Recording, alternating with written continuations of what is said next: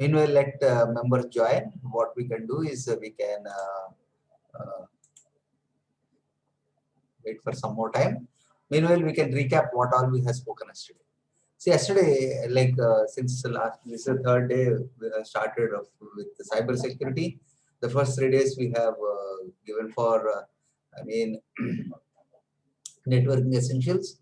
Yes, we are moving to the core areas. Basically, yesterday we started even with core areas. Yeah, yesterday we have gone through in continuation to the first day of reconnaissance phase. Yesterday we have seen about the scanning phase also. We have gone through some of the important areas in scanning, and also we have gone about the hacking phase also. So we have gone some areas in hacking. We also learned about some basic definitions. What is Trojan? Yeah, we also learned about attacks, the password attacks, and then we also learned about steganography. Steganography is again, yes, we learned about that, and then okay. So these are some of the areas which we have learned. We also learned about the introduction to vulnerabilities. We spoke about the CVE, what is common vulnerabilities and exposures. Exposures. Yes, we also saw about the NVD database, National Vulnerability Database, how you can basically handle the vulnerabilities, etc. And we also saw about how the listing of database, one of the CVE. Yeah. Yeah, when I speak about cryptography, I'll take care. We have good amount of topics still before that. Okay. So today we will learn about, first about the vulnerability, and then how to scan the vulnerabilities basically. Now to get the report. Yes, we have a good amount of preparation for interview. So as needed, yes, I have even taken permission from your HOD. We may extend one more day also. We may extend as needed. We will come to know once if we go through the program. Okay. So no problem. I'll be taking care of all the interview topics and also some interview essentials which are more important. So yeah, any questions from you all with the topics which we have gone through already. So especially also I have shared all the material also in the shared drive. So please go through that. If you are really enthusiastic, and then you can download Kali Linux. And yesterday we have seen about how to hack a Windows 7 system. Yes, we did that by creating a Trojan using the Venom tool, MSF Venom. MSF stands for Microsoft Framework. Sorry, Metasploit Framework. Sorry, it's going somewhere else. Metasploit Framework. So MSF Venom. With that, there are we will discuss all those things. Mock interviews will have to practice for the main event. We will do that. Okay. So let us focus with today's class and yesterday's questions. We have an agenda for that. Okay. We will discuss. First, let us complete the main essentials. Then we can go for mock. Okay. No doubt we will go ahead based on the what all we call this. Wait 1 second. It's a systematic approach. So any questions in yesterday's topics? So my idea is to clarify all the questions which you have. So for today's agenda, yes, we have some areas like we will be discussing about Wireshark also. That is one of the sniffing tool. I will be showing you about how you can make use of Wireshark and get through the packets of TCP or UDP or maybe the IP packets, etc. How you can go through that. And also we will be going to the most important one, which I was supposed to show yesterday, but I want to show today, so that that is the vulnerability scanner. How basic? See, as I said, that 70 to 80 to 90% of your work when you join an IT organization will be in the scanning phase. So what generally you do the scanning is that vulnerability scanning and vulnerability analysis. So we will learn about how any of the tools. Yesterday I was showing you a website from OWASP of how what all various vendors who are basically doing this vulnerability scanners and also providing the reports. So what is that vulnerabilities also we spoke, vulnerability classification also we spoke. We have high, okay, high or critical high, I mean medium and low informational. Like that the classification is done, the rating is done, and also for every vulnerability there is a header and also the description. There are also description along with the affected infrastructure, affected. It can be Java platform or it's something like that, which needs to be defined. Okay, that is called as a threat level, potential threat level. So what we need to know as a security administrator, we need to figure out all the vulnerabilities of different technologies of the complete infrastructure which you support. Please remember that of the infrastructure, IT infrastructure we support, bring out a report, and it is, if as required, it's not as required, it is required to show it to your management, including the quality department. So basically, sometimes it may be needed to produce even to the topmost, the senior management, which includes the CEO also, because he should be notified, and then the fixes needs to be done along with the team, so that there is the organization or whatever they are bringing out is less risky. We also saw about some definitions of yesterday: vulnerability, threat, risk. All these things are very important. Please do learn all these things if you want to become a cybersecurity administrator with the fat packages. Okay, you have to learn the definitions also. Please remember that. If you are unable to explore, or if you are unable to explain the definition format in the interview, probably the interviewer may think that you are not familiar in cybersecurity. So we have to they may take the call according to their wish. Like as I mentioned that say last 3 years onwards, this this is because of the cognizant drive. So obviously you need to have good potential of the knowledge, of course, the basic knowledge and fundamental knowledge on all these areas, networking and cybersecurity. Once you are selected, you may be even you go ahead and move towards the at least to drill down your career in the as in a professional level. Maybe you have to complete some couple of certifications which they need to, because they want to showcase their clients accordingly, and that is one area which we are doing now. And yeah, vulnerability scanner will be again in today's agenda, and later on we will also learn about sniffing. So sniffing is again an important topic. We will also do about how the packets are sniffed across or captured. Sniffing tool is nothing but Wireshark. We'll also do a spoofing kind of exercise also, how to basically do a MAC spoofing. Okay, so MAC spoofing. So some of you has asked me during initial days. Yes, we will do. We will also spoofing is a kind of basically hiding the original address and propagating a different identity, and acting as if we are someone else. That is called a spoofing. So as for that, even URL spoofing we can even do with social engineering. So we will also learn about how you can, the social engineering is today's a very big threat to the internet. See, even yesterday or day before yesterday also I have seen even the cybercrime department, the DGP was speaking, addressing the members by mentioning that don't get attracted towards the cheap products which are coming in social media.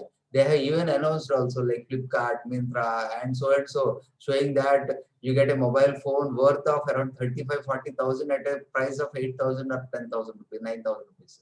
So with all features, with all the same thing, but you may land up into troubles. Even there are some websites where they sell a costly dresses or saris about 25-30,000 at a price of an affordable price of 1,400, 1,500 only. So you think that those things are all real? Who is going to give you free of cost? There is nothing which is in this world which is called free. So please understand this one. These are some areas where members often get fooled across. So this is called a social engineering attacks. Nothing in this world which is called free. Only thing what you need to what you need to understand is that yes, you have to see the best price and get it. The genuinity will not be there. After, do you think that the website is a real one? It's not the real one. It is a fake one. So how do you know about phishing websites or something like that? So this is all we are going to learn about today. And yes, this is more important. And of course, at a later stage, we will be learning about the DOS attack, DOS. DOS means denial of service. So denial of service or denial of service, both of them are same. And also DDoS, distributed denial of service attack. So this is for today's agenda, what we are going to do. Any questions of yesterday's topics also, please post me. I do not know why members are slowly coming or not coming for today.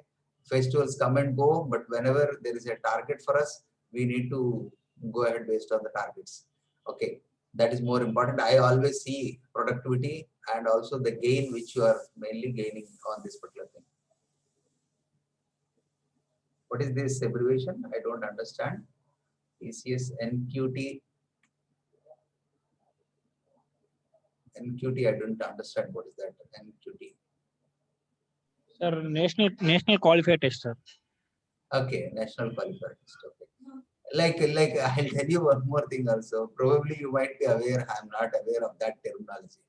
So even when you are dealing with outsiders other than your college members, maybe me or it can be industry professionals or it can be human resources. These abbreviations, standard abbreviations are okay, but I do not know this is a standard abbreviation or not. But anyway, that's okay. Now I understand that. So today, Tanmay is saying that there is, it is already done or it's it's going on.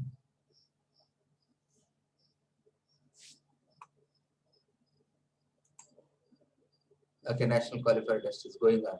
So, yeah. Yeah, if it was been told, then for me, I would have taken an alternative step. I would have at least informed HOD and then we would have taken an alternative date. Sir, it's divided into series of days. So I mean they're given slots, sir. So Okay. for different students, there are different slots on a particular day.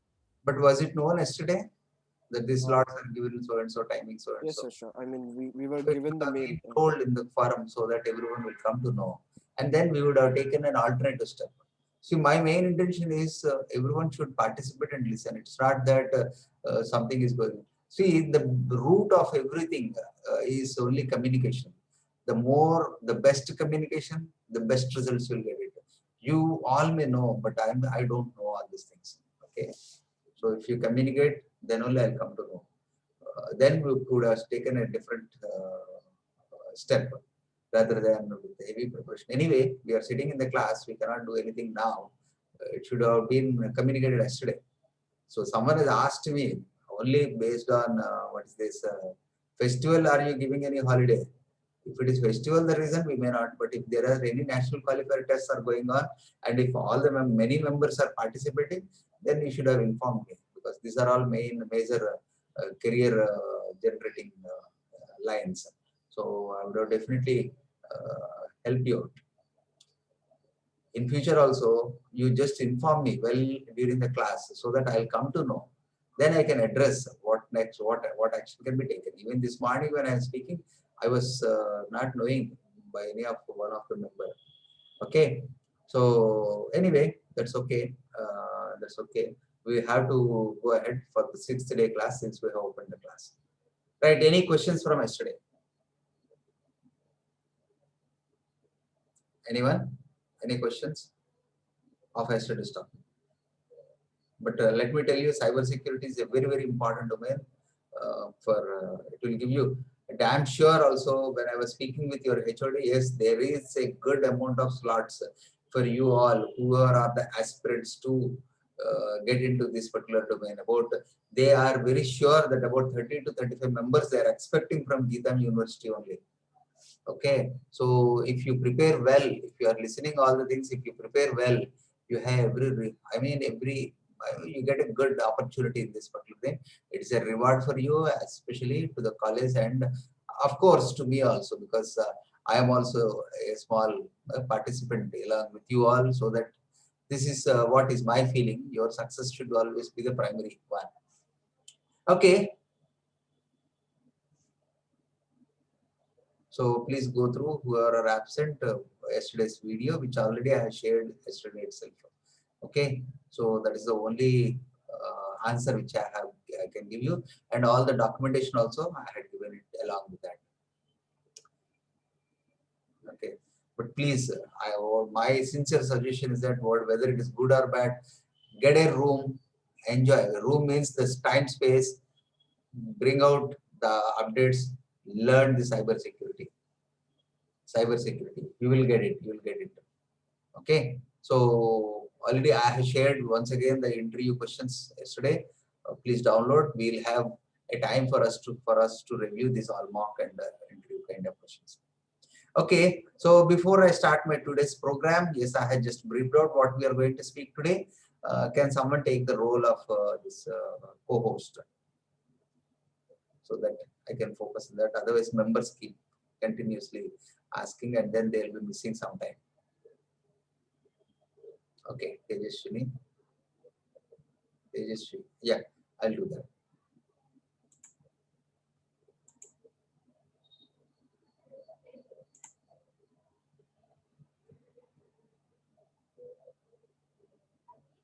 Okay, it's done. So please take care of the member join. So now we will start with Wireshark. I'll show you how you can make use of Wireshark. But before that, what I'm going to do is I will just share my screen. Okay. I hope you are able to see my screen. So these are the contents which I am speaking for today's class. Okay. So now let me focus on what we call as the VMware. In this VMware, I have a Windows 7 system, which is quite normal. Okay. Even in Kali, if you go to Kali also, you have this Wireshark inbuilt. Wireshark is inbuilt. You can see this particular one. I'll show you. I'll open in Wireshark. I hope everyone is able to see my screen. Full screen. Okay. So someone can say through audio yes or no. Whether you are able to see my screen completely. Yes, sir. Yes, sir. Visible, sir. Yeah, that's fine because I am out of the chat box in a different screen. So here, when you see these applications here, you can see multiple applications are available. You can even bring out in this particular way. Also, I'll tell you vulnerability analysis. You have some tools here, which is Nmap. Even though it is port scanning, Nikito is there in this by default. So I will also show you. I will show you this today about this Wireshark sniffing tool. This is also called a sniffing tool. See, I'll tell you the importance of Wireshark. Wireshark is also called as network protocol analyzer. Okay, I'll tell you network protocol analyzer.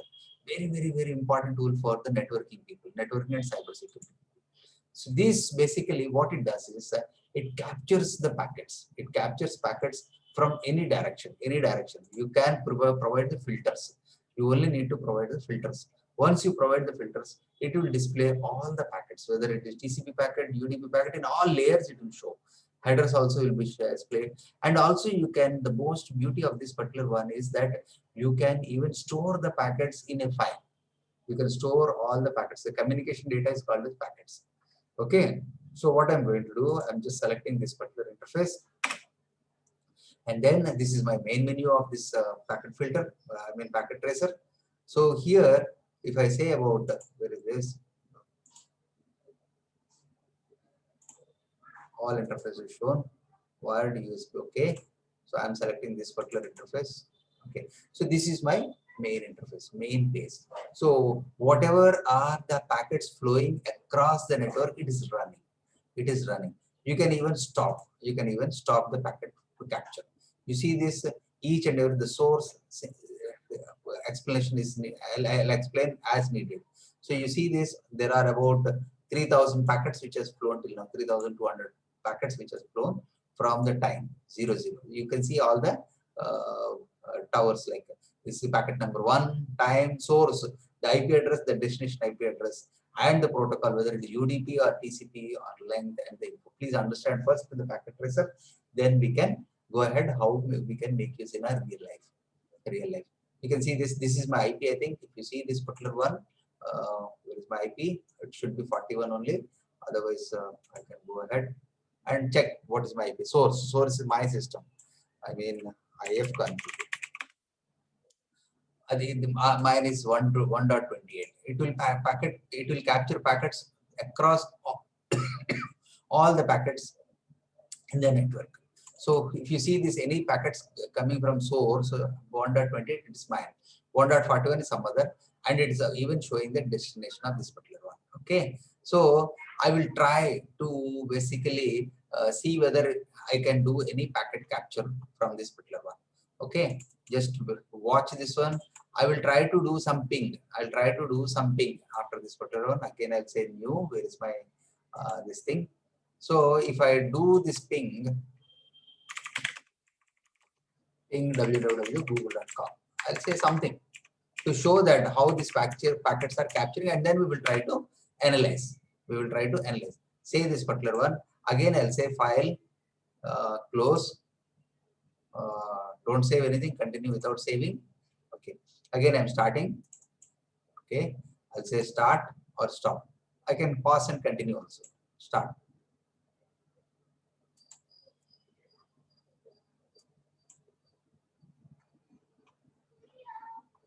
Again, go. You have this go to packet capture. In capture, you can see start and stop will be there. We can start. So packets are going on. Okay, say continue without saving. Okay, I'll also say google.com ping. So I know that I'm just stopping this one here. I'm just stopping this here. Here also I'll stop. Control C. I know my IP address is, what is this? My IP is 1.28. Just I'm maximizing. So there should be some packets related to sources 1.28 also. 1.28 also. You can see there are already 1800 packets. So it is very difficult. Just, I mean, start it out. Just start it out. 1.41. There should be some packets from 1.28 also.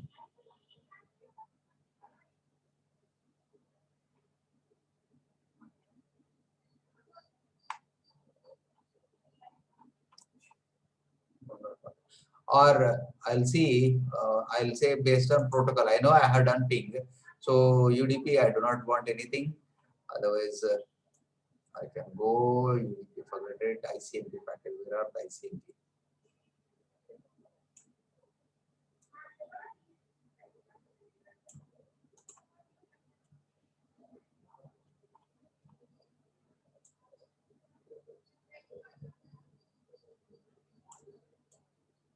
Yeah, it is there. ICMP packets are there.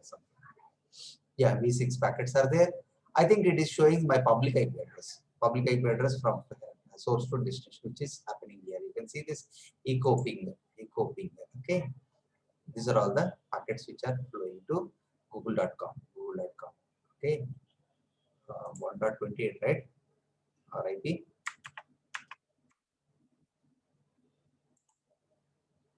Mine is 1.28. You can see that. You can see those IPs also. Where is this? 1.28. It is asking basically. 1.28 is asking 1.1 about the DNS standard query. You can see all the packets here. Now you can even make a filter. These are all the 4 packets which has been asked from this one before this one. It's asking very clearly query of www.google.com. Query of www.google.com. It is basically inquiring where this google.com is basically. Like you can see in this way. So you can take up any other packets also, TCP packets, UDP packets also. I'll show one of the TCP packet. I'll show you how you can make use of this thing. So now I will also create some TCP session here. This is Windows. Just see this particular one IP address.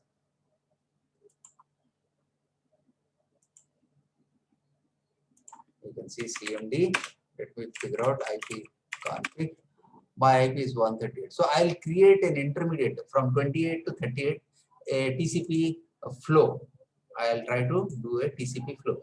what I will do is, like you can see, I will open a small FTP or a telnet session. Okay, telnet 192.168.1.38.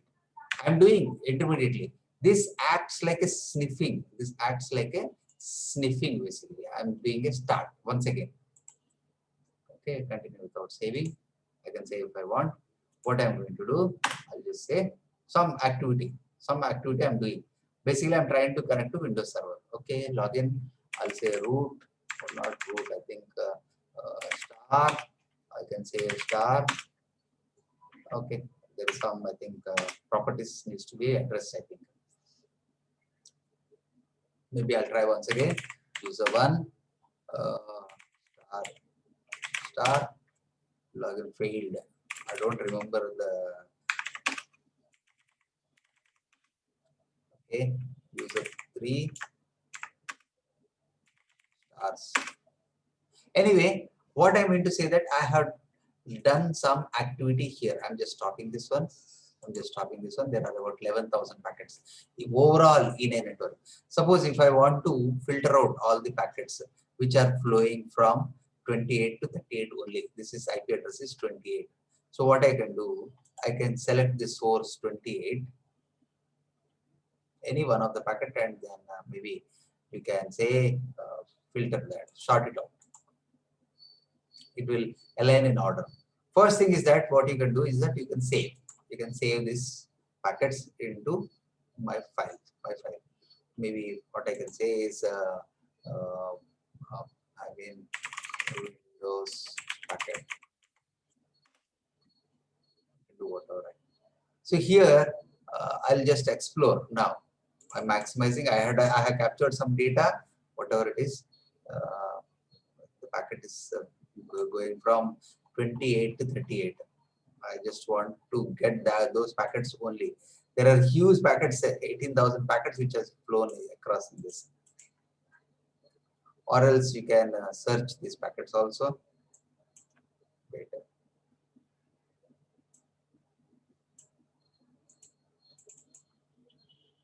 Or I'll search based on protocol because those are TCP packets which are flowing across.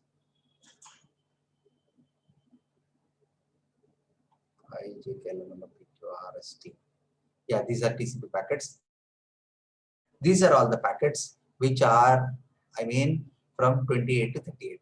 You take up any one of the packet, Let me understand first what this packet is.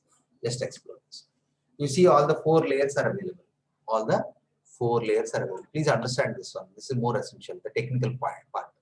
So here, this is the top layer. I mean, your transport layer. You can see this TCP. It is. You can see the source port is 58,000. Target is 23. Target is 23. That is telnet. What you are doing is telnet. Now, what is this? This is stream index is 1, sequence number is 1, acknowledgement number is 0. All the information is available here. All the information is available. This is for this TCP. This is for TCP. This is for IP packet. You see this IPv4, okay, and you see source IP, destination IP, everything will be there. Source IP, destination in this header itself. This is how exactly it looks like when you see the packet. The flow with this in bits or in hexadecimal, it is being displayed, but it will be in bits. So we already saw all this. I mean, what are all the flags which are set also? You can see here it is 0x44, don't fragment this particular one. So all information is, if you want to know in detail about the flags, you can see these flags which are set. So you can see this 0, 1, 0, 0. These are the 4. This for flag 1 only set. You need to understand what flag it is. Okay, so in this way, this second layer, I mean network layer, this is transport layer is the, I mean top, this is a TCP layer, this is IP layer, and this is your frame layer, the frame layer. Here you have the MAC address, source and destination MAC addresses are available here. Okay, if you are doing spoofing or any kind of thing, it will be recorded here itself. And this is the frame number 873 and the frame data which is there here. This frame as well as your Ethernet 2, both of them are, I mean, in the bottom layer. Bottom means network access layer. This is in network layer. This is in, I mean, in the TCP, the transport layer. Okay. So now my intention is that Also yesterday I was saying about, so you know about how you can save this I mean into a file, etc. All these things. Okay. I was also mentioning that these packets are, is a telnet is a vulnerable port 23. Okay. So why it is vulnerable? So you saw just now I was trying to do something in a terminal, something in a terminal. You know what I have typed the login name, but you don't know what password I'm typing. So, but believe me, the packets are transmitted from your Linux server to the Windows server, and this is sniffing in between. This is sniffing in between. This can come to know any of these packets. Why? How? I'll show you here. And if you see this one, okay, go to assemble all this into a stream. Okay, where is this? Where is the stream? Follow.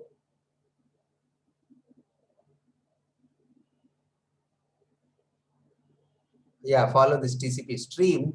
It will assemble all the packets between 28 and 38, and it will show you. Yeah, you can see this particular one. All the activities which has been typed here. All the activities which you have typed here. You say the login. Okay, the username is root here at the first. What we have given the root and the backspace, backspace, backspace, all these things, and we have given a star. Okay, the password is star and all these things. Sorry, here I think we have given in the beginning this one, this activity. You can see this one, and password is also star which you have given. Password is also star which you have given at this point of time. So you mean to say is the same thing here. You can see this one. The session is second session. Again, we can see that this is the first session which has been, and this is what which has been assembled. Yeah, you can see now. You can clearly say that this telnet, why telnet is vulnerable, because the passwords doesn't have any encryption. So if it doesn't have any encryption, see this type of any packages which are there, these things can assemble and anyone can hack, because the passwords are as a plain text, is coming as a plain text. Is this clear? So I can open the chat box and take up your questions now.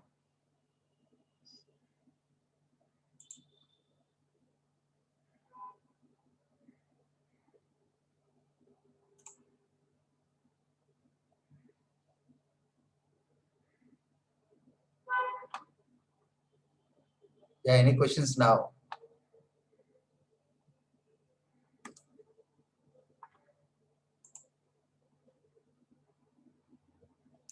The thing is very clearly, please understand that Wireshark is a sniffing tool. It is trying to capture the packets across the network. I'll also show you the filters of how you can keep only a particular IP to particular IP only. So I'm generalizing the entire network and I'm capturing all the packets. So that's why you're able to see 18,000 or 19,000 within a span of 1 or 1.5 minutes, because the audio, the session which is going on also is going through packets only. The session which is going on, this is also across internet only, which is going from my system. So this is the reason why you are seeing more packets. Okay, forget about that. And also what we did is that across the systems we have opened a session from one of the Linux server to the Windows server, to a remote telnet session. Why I purposefully kept a telnet session? Only to make you understand about that this port number 23 is vulnerable, to show you that this port is vulnerable. Okay, so here the same thing which you can see here. Where is this?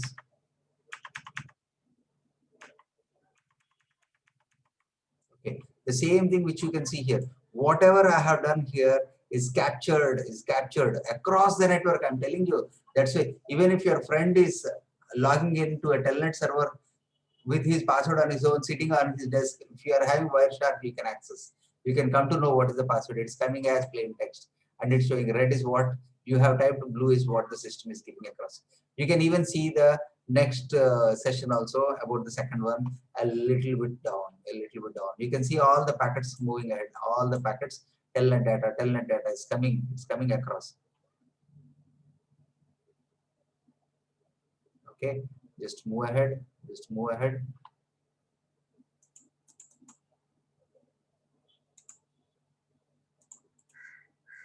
You can see this follow TCP stream. You should see that all the packets are assembled. All the packets are assembled. We still have packets. Let me follow this particular one. 18,000 packets are there.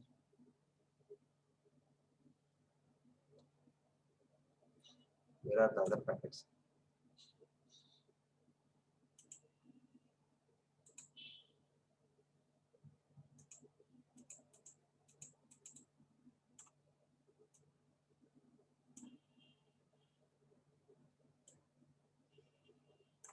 We have still more packets. Why it's not showing?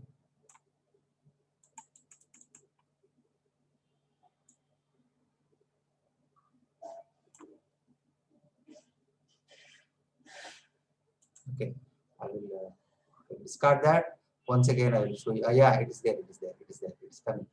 Okay, here it's in following the TCP stream. That's the thing. So if I try to do of this particular one, follow the stream, it will follow because that session was closed at that particular time. You can see, yeah, all the other packets also are getting assembled. You can see this. Whatever we have done here, whatever is the activity is being displayed. User 1, I tried to give password as star star. For user 2, the password is star star. User 3, you can see is invalid. What a entire activity of the network has been captured, and then I'm trying to reassemble here. Is this clear about this Wireshark? Is this clear about this Wireshark? I'm just giving only an outline about this, how you can capture the packet, store it across your system, and then try to analyze a different type. This is port number 23 packet. This is port number telnet data packet. You can similarly analyze the different type of packets, like it can be as like an FTP or POP or something like that vulnerabilities. In that way, you'll be able to understand basically what are all various type of vulnerabilities is there. But most important thing is please try to understand the structure of each and every packet. A TCP packet, how it looks like. Okay, this is the telnet packet which is there at the layer. This is the TCP. This is the service which is there. Telnet is the application service. This is the transmission control protocol which is there. I mean, which is in the transport layer, IP, Ethernet, and all the layers. The TCP, IP, the complete packet structure is being displayed. Yeah. Any further questions in this particular? I mean, about this sniffing. Wireshark is very important. Suppose if I want only a specific set, not completely, what I can do is that I can apply the filter settings here itself. Filter settings. See, filter settings means what you want to really do. So you can select IPv4 address. I mean, host this particular one, host to so and so. I can edit the host 192.168, 192, 168, 1.28. Where is this? Sorry.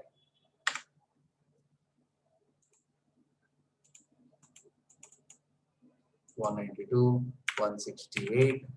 What happened? 1 second. 1.28. If I say this, only this particular filter, if I want to select this, I can say OK. So here I have a filter.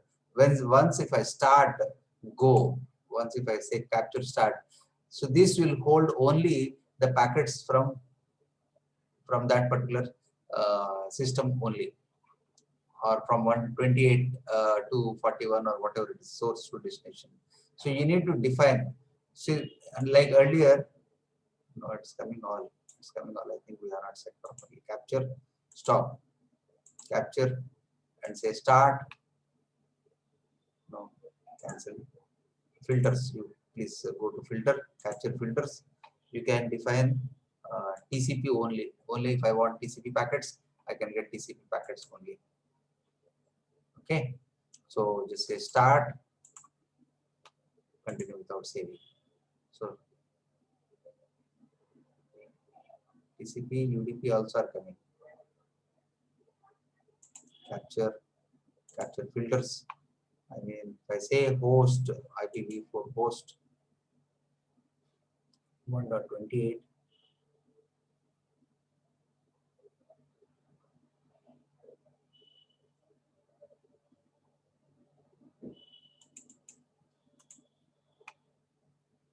I can say this plus, I think, Okay. This is the capital filter. Post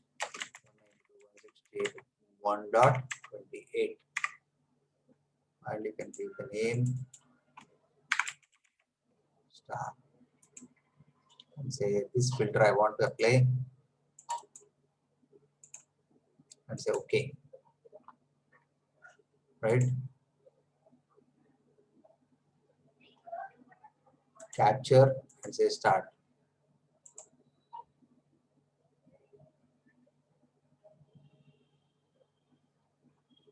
Okay, anyway, I think I need to do some settings more in this, but please understand that this Wireshark app is mainly used for sniffing of your packets. We just discussed about how to basically capture the packets and save it into into a file, and also we saw about the structure of the TCP packet is. If you want to see the UDP packet also, you can see this particular UDP data. So here in this particular one, you have source port and destination port length and checksum only. Nothing else, no flags, no acknowledgement, nothing will be there here. You can see this particular one. We studied about all those things in our day for yesterday's class. Okay. So you can basically get the data according to your choice by, sorting the data, and then even you can follow the TCP streams. Yeah, some question was asked. Let me take up that question.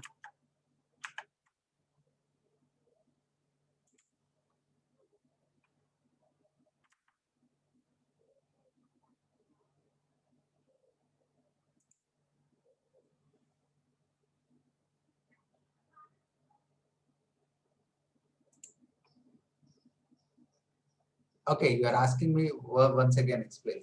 So which area you want to see once again explanation? So basically, yeah, I'll summarize what we have learned now is that packet filter or packet capturing, which is also called a network protocol analyzer.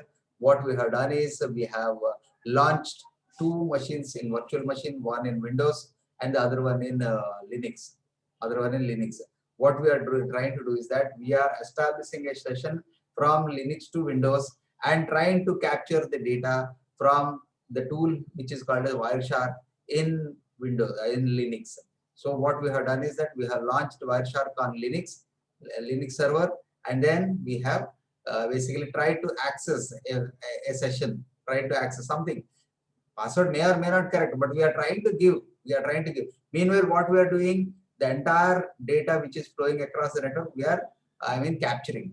So once it is captured, we open that packets. We saw the packets which are flowing across, and then we have even followed the TCP stream. So what happened is that once we assembled all the TCP packets from that flow with the handshakes and etc., it could read and it could assemble.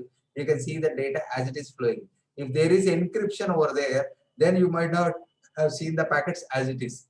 It would have been in an encrypted language. So this is why we say that port number 23 or FTP or telnet is vulnerable. Please don't use that because the passwords travel in the network as it is. Is this clear about Tejasvi? The summarized format I have mentioned. Okay.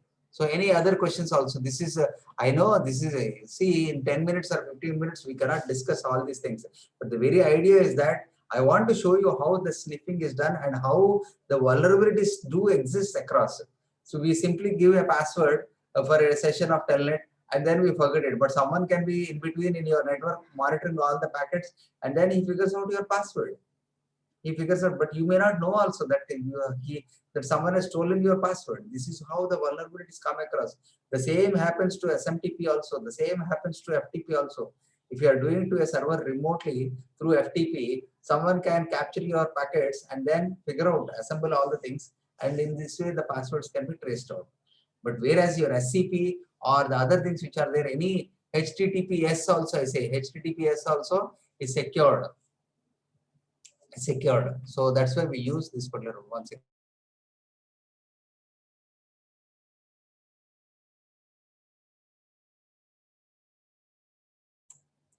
Sorry.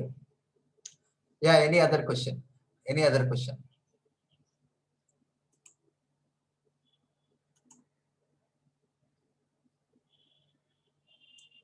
Okay, so that's about the first topic in what we call as the sniffing Wireshark. How basically you can understand about Wireshark. It is built in inside in again in this what we call as Linux. Kali Linux. You can just launch this Wireshark in sniffing. So all these packets are available on my what we call as which I have saved across. It can be, I do not know where I have, but it can be saved across this particular one. Yeah, that's about this packet sniffing. And now I'll be covering the most important area, which is vulnerability scanning. Vulnerability scanning. Yeah, if there are no questions, yeah, there are no questions in the previous area. So my next agenda is vulnerability scanner. So here, as I mentioned yesterday, like there are many vulnerability scanners. I can say vulnerability scanners, OWASP. Yeah, in this. So here you can select any of these, but not all of them are free. I'm going to show you Acunetics. Okay, even though this is free, I have the full version also. Basically, I use for some other reasons. Okay, I'm accessing the client machine, and then you can see from there. Okay, and there are many other scanners also. Every scanner more or less has the same kind of structure. So what I'm going to do, I will just access the client machine. What's my IP address? What is the IP address? 1.49. I'll access the desktop. Just say connect.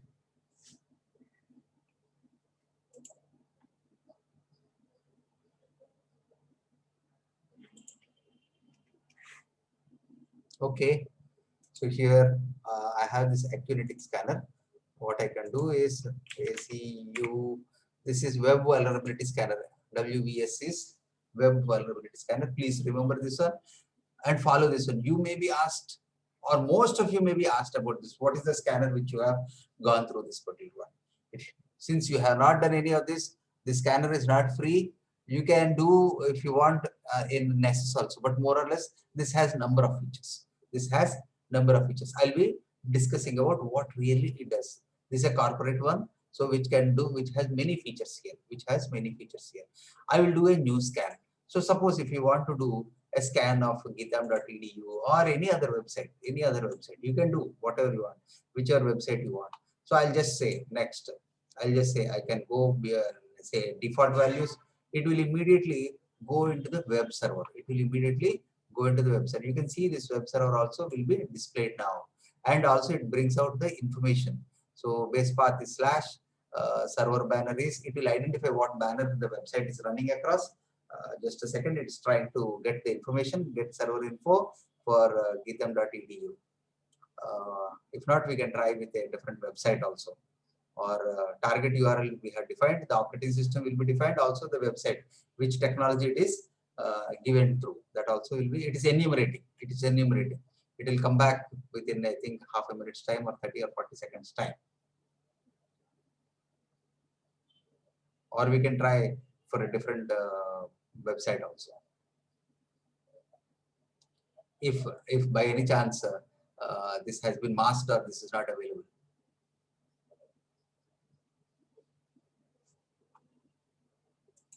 First, let me see.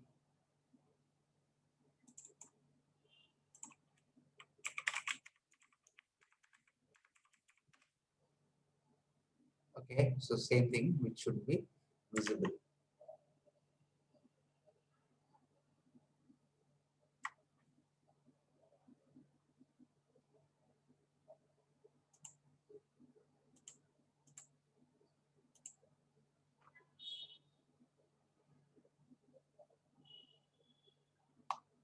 It has already thrown unable to download update information. Please review your settings. So I'll try for a different website. A new scan. Stop the scan.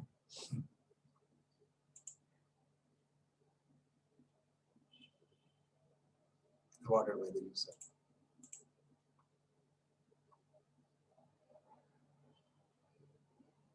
Normally, what you do is that for in a corporate, okay,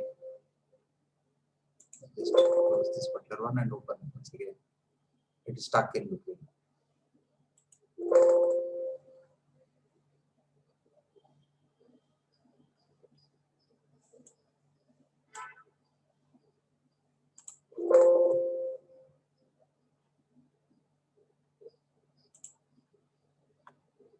No, Nessus means I need to install all the plugins. It will take maybe tomorrow or day after I'll show you.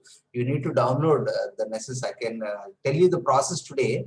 You can install all the plugins and get ready for that. Okay. So this, that Nessus also you will get only limited ones. So that is the reason I was trying to show this particular one. Okay. What happened?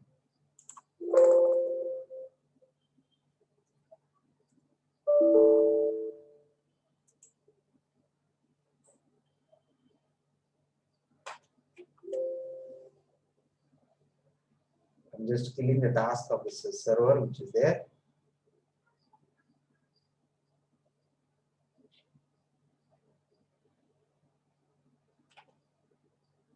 Because the process is stuck over there. Okay. Now I can connect it. Sir? Yeah. Sir, sorry. Today we had an exam, sir. So that's why a few of them are not present. Can you just give us a little recap of what just happened? The very reason why I tell each and everyone just before few minutes also I was saying the communication is very, very important, especially when you are in a public environment. If you know that today there is an exam, why it was not discussed yesterday? That was my first question. If you would have told that very clearly, we would have organized a session in that particular way. If it is an unknown or unseen for coming thing which is coming across all of a sudden, then we can think it is an unplanned. But this is everything is known. If you say just like that, oh sorry sir, this has happened, that has happened. Like you are all IT professionals tomorrow. So you need to understand about the communication. Be very few. Specifically, we asked also, how can I stop my classes, or how can I stop? Because if there is any activity told to me, just a few minutes also, or few hour, 1 hour before also, I would have taken like that. Sorry, sometimes will not work. I'm telling you very clearly. You have to communicate very clearly. You have WhatsApp group, you have even my mail ID, you have even if it is not communicated. Nick of the class after 1 hour, you are saying that because sorry sir, we are having such time. May not work. I have my own agenda which has been created. And we have to go ahead based on that. Only thing what I can support you at this point of time, that if you have any questions on the topics which has covered, you can ask me. Right? In future also, please let me tell you, even in the corporate also, the people are behind only because they lack communication.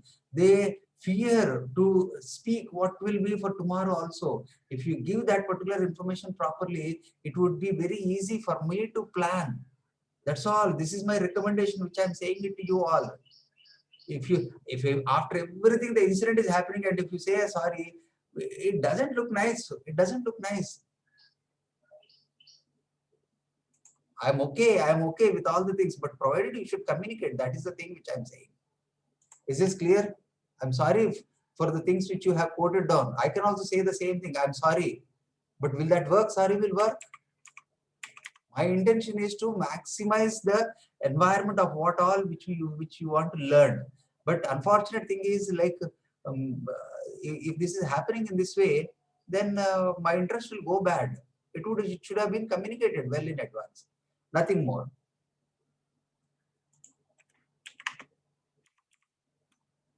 I'm trying to show about this vulnerability scanner.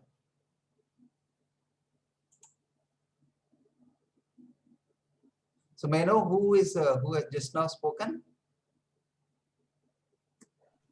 Sir, my name is Abhishek, sir. Actually, I was in the session. A few of them were having some examination issues. Okay. I was the CR, so I was helping them. So I just missed the class for a few minutes. I did not have the exams. I agree. That's okay. But what I wish to communicate on behalf of you to others is that let them attend the session, or they should have communicated in a first-hand information. I tell you, each and everyone, even if you are working in an industry also, you are supposed to inform. Client means you are supposed to inform. Don't wait till the sweet everything time is over and then tell, sorry sir, I didn't do. Please repeat once again, what is the requirements which you told me yesterday? How can you ask about the requirements which was given yesterday, today? It's not supposed to be. You should ask immediately if you have any clarifications. So this is one area where I want to tell you, everyone communicate properly. That would help everyone. That would help everyone. It will not be trouble for anyone. Okay. So anyway, if they have any questions, let them ask. But all of a sudden, I cannot cancel the class or I cannot postpone the class also.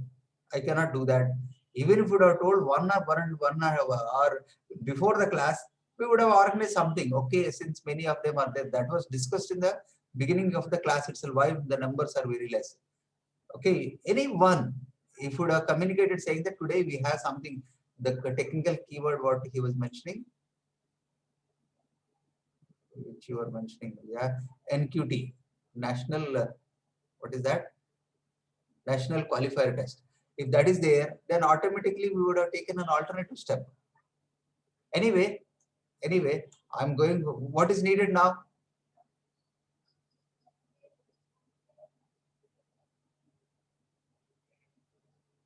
So inform them to please check the recording classes when you upload them. So That is they've already there. First day itself, I said for each and everyone, the recordings are there. Day-to-day recordings are there. I am there as a trainer to you all. Okay. So please inform them, whoever has asked you, that the recordings will be there. I'll upload that after the class, maybe within 1 hour's time after the class, which you might have seen. The enthusiasts will always come to know. Anything else? Yes, sir. Please carry forward. Okay. See, this basically, if you are asking technical questions, it is energy for me. But if you are asking any questions related to logistics or something which is there in your hand, then what can I do? I'm your only trainer. That's all, nothing else. At this point of time, I can only train you. If there is something, any incidents or something special happens, you need to tell me well in hand. That will help me. Even I can tell your HOD or someone, no sir, all people are going for this class, so I can postpone this class to some other day, or I can take the class on Monday itself. Okay, anyway, so this is what which is there. This is very crucial exercise which I am trying to do. It got stuck. I'm trying. Okay, so this is my new scan which is there. I'm trying to scan a website. Maybe I'll try to do for maybe not for Gita, maybe some other site. Which let me first go through that website. Let me first go through the website which is alive. Any small websites which are there. Maybe www, what I can say, rediff.com, something like that. Let me see if I can. Yes, there is one website which is there. I'll try to do this generic websites. Okay, www.rediff.com. This is very important. I want to even show you the vulnerability report also, how it comes ahead. So go just say next.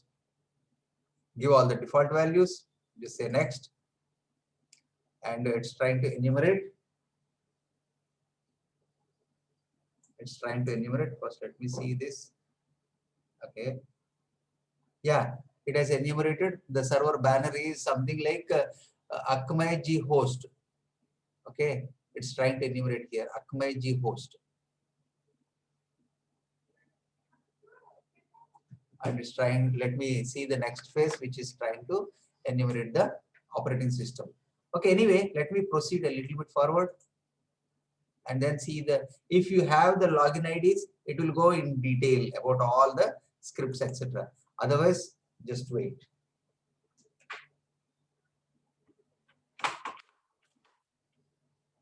Okay, there is an SSL error, that's okay. And just say finish. It will now try to figure out the directory structure of all the things. It will try to figure out. You can see parallelly also, it's trying to enumerate the progress. Whatever is the information which is available in the HTTP, it is showing. It is showing. Like you can see this particular one, it's coming across. It's going through the number of requests which are there.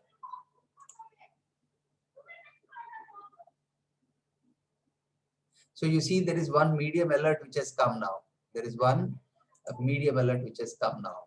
Okay. So I mean there is some discrepancy. The things also will be showing in the log at the bottom. That is also there. Still it is in progress. So whatever are the websites which are available in the page, it will be displayed here. It will be displayed here.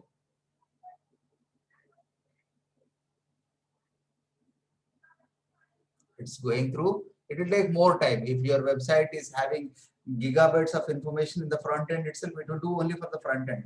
If you give the credentials, then it will do even for the back end also. It will do for the back end also. So once this is done, you can even pause or you can even stop this particular one, but I do not want to stop this one. Let it go through. And there is one alert which is medium. So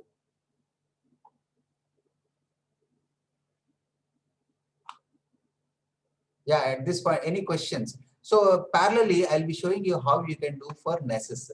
We may not be able to do now, but at least you all also can do. I'll show you this how you can do. Okay. So let me just minimize this one. Let it go through. Meanwhile, what you can do is all of you, whoever wants to do it, this one, Nessus download. This is the website. Nessus, you can say Nessus download. Okay. So this is very simple, which goes to tenable.com. But here only basic features will be there. Only basic features. So here, what you can do is you can don't go for free one. This is $2,790 per year, or you can say Nessus free download. Try Nessus for free. Okay. Where is this free one?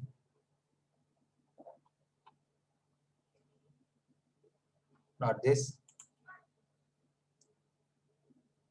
Free trial, not pro. Don't do pro. Vulnerability. I think this one, products. Yeah. Go with this one. Tenable.com products Nessus. So I'll just place it across in the chat. Please download this particular one. So this is the exercise which you all of you can do. All of you can do. So here there is a free download which is there. You can see download and select the operating system which you want to. Okay. So you need to do a couple of things before. Just to give your mail ID, any mail ID. I mean your name and mail ID. Okay. What is this mail ID? What is happening? Some pop-up I clicked, I think. Yeah. So Anand. And what you do, once you do this, you will get an activation code also. You'll get an activation code also. So I'll give gmail.com. All of you can do along with me. Okay. If you take, you will get updates. Otherwise, no. Just say register, and it will go to the download page also. This download which is there, it has gone to the download page. Just say download. So you see this 8.1.2. You can select Windows 7, 8, 10, which is there. You can select this particular one, either MSI. You have to agree this license. Just scroll down. I think there is this.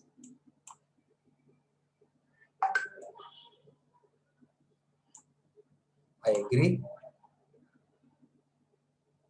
Okay, it's downloading.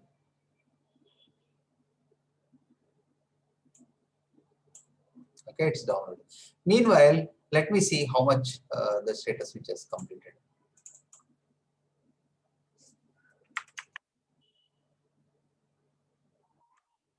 Okay, let me see. There is a one threat level which has come across. Is it complete? Yes, it is mentioned as it is finished. It is mentioned as it is finished. You can see one medium threat which is there. Now get the report. Get the report. You can try for other website also, but meanwhile let us see this particular one. So this is how your report is. Your web application report is. You can even export to a PDF file also. Where is this? You can save this file to a PDF file or something like this onto desktop, and maybe a developer report. Okay, save. It is saved on the desktop. Anyway, you can go through like this. This is the report which looks like. Please remember, this is a very essential. So the scan time which it took is 2 minutes 50 seconds. We have done a very basic scan on this. Very basic scan on this. It has done on 1434, completed on 1437. There is one threat level which is 2 level which has come across. So what is that level? What is that? There is insecure cross-domain XML file. There is insecure cross-domain XML file. You can see this particular classification 5.0. So affected system is the web server. Web server. This is the CWA 284, which is this thing. So this is, I mean, what we call as a classification high.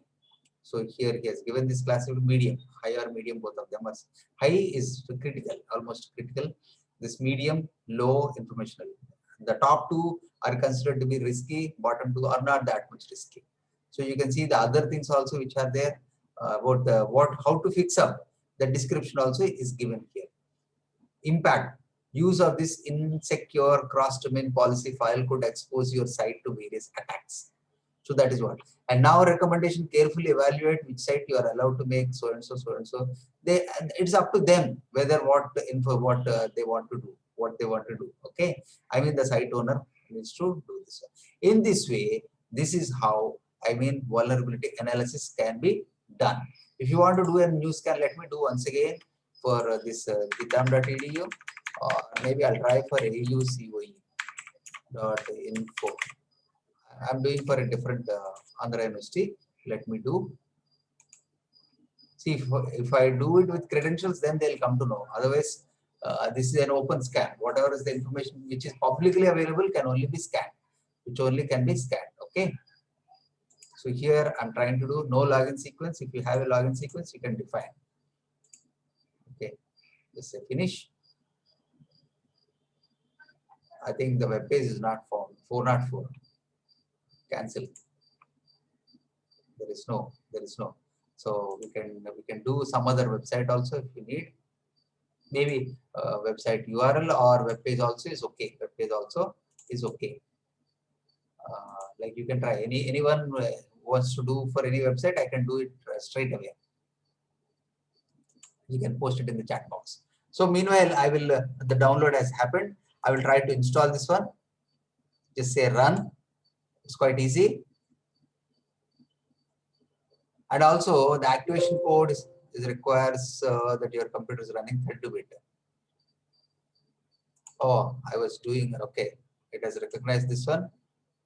Yes. We'll try to install.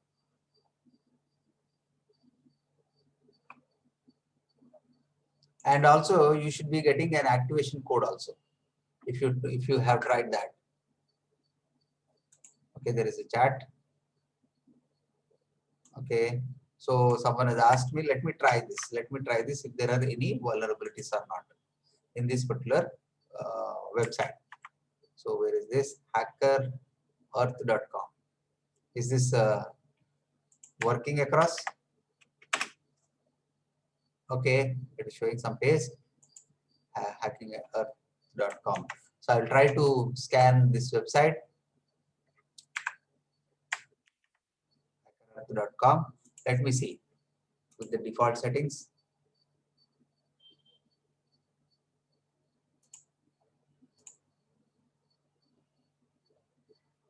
There is an error to access this site. I do not know why it is coming for all sites. Normally it should not. It's trying to go through. Or my system firewall is blocking or something like that. Port is being addressed very high or something. It should be. I should really go through this particular software. Why it's not going through to the external world. It is internally it is scanning everything, but externally it is not. But the process is like this. You can understand the process is very much similar to this particular one. Okay, so let me see this particular one, which we have already installed now.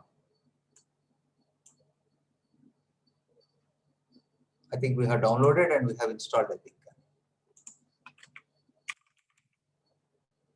Yeah, let's say no, not yet installed.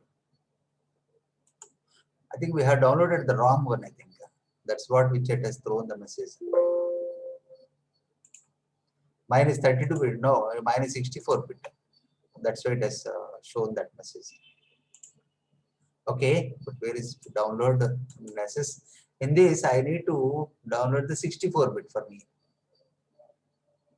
Amazon, Windows, go to the 64-bit, where it is. These are all Red Hat, Fedora, Ubuntu.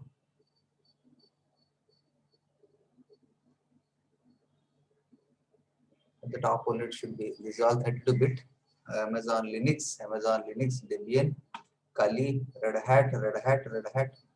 All these are Red Hat Linux, Fedora, SUSE, Ubuntu, FreeBSD. Yeah, I think this is 64-bit. Here it is the red dot. This should be the one. Agree? So I think around 70 or 80 MB will be there. So it is downloading. Now you can run this particular one. 39.7.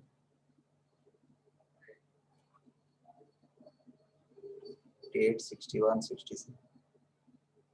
Yeah, did someone install? You can place this message in the chat box. You can run this particular one.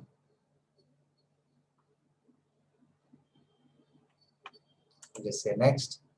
I accept. Say next. Next. Install. Meanwhile, it will ask for your activation code also. So gmail.com. I can show you the password which is there. Yes. You can copy the passcode. Yeah, enable necessary activation code has been received. No from no reply. So just click that. You should see an activation code. Yeah. I'll say copy this particular one and maybe after installation. You're following?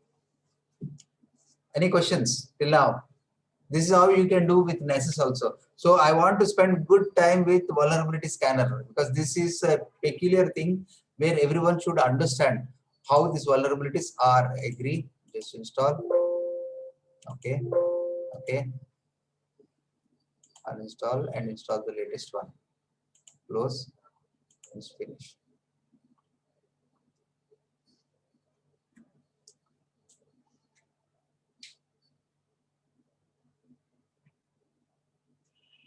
Just say finish.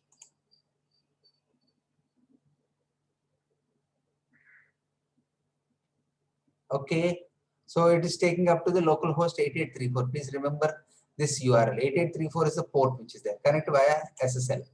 You have to do. And here, when you get this, your connection is not private, leave it. Say advanced, proceed with the local host. Safe, unsafe, it's okay. So now it will ask for some plugins. It will. This is the time which it will take. About if you are having a good bandwidth, it should take about 15 to 20 minutes. Otherwise, it will take a little bit more also, compiling all the plugins. And then finally, it will ask for you to create a username and password. If you can create the username and password, you can log in and also give the activation code. Yeah, anyone did?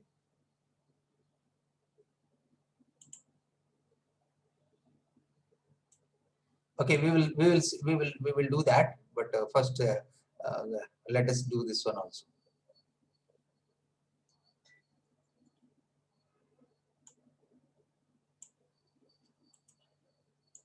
So this is compiling up to anyone. Anyone has completed?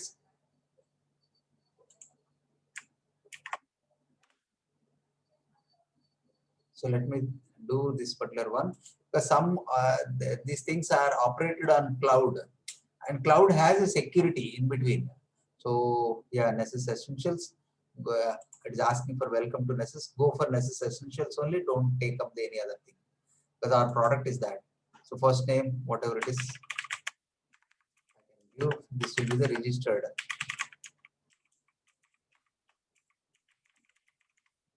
Okay. Just say, otherwise you can skip it. Already we have the activation code, not this. So the mail we have, right? With this enable Okay, this is my activation code. I'm giving the activation code, then I'll take that. Just give this one. Continue. Okay, username. Please do not forget this username. There is no way of resetting the password. So I can say Anand and I can say start simple. You say submit.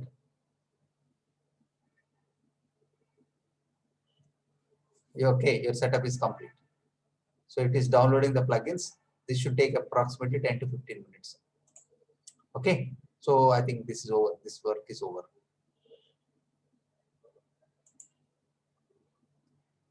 If you do it along with me, excellent, excellent.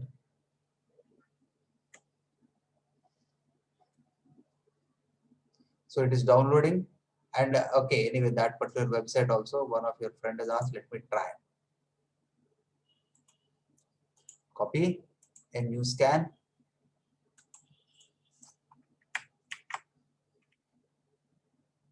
Try to see from here. I mean, say next. Yeah, it's basically from Cloudflare.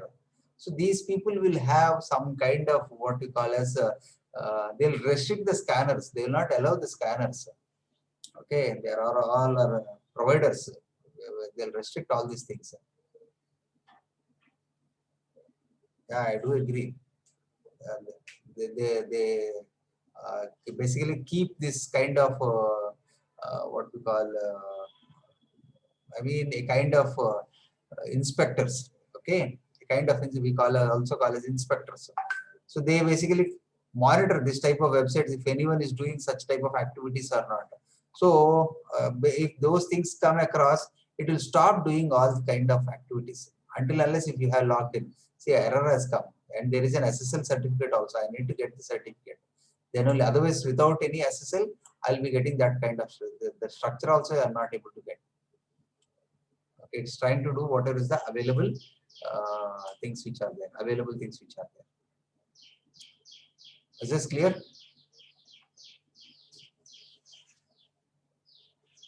So it's not, nothing has been found, about 1177 things has been found. But anyway, without SSL certificate, the site is basically developed in SSL.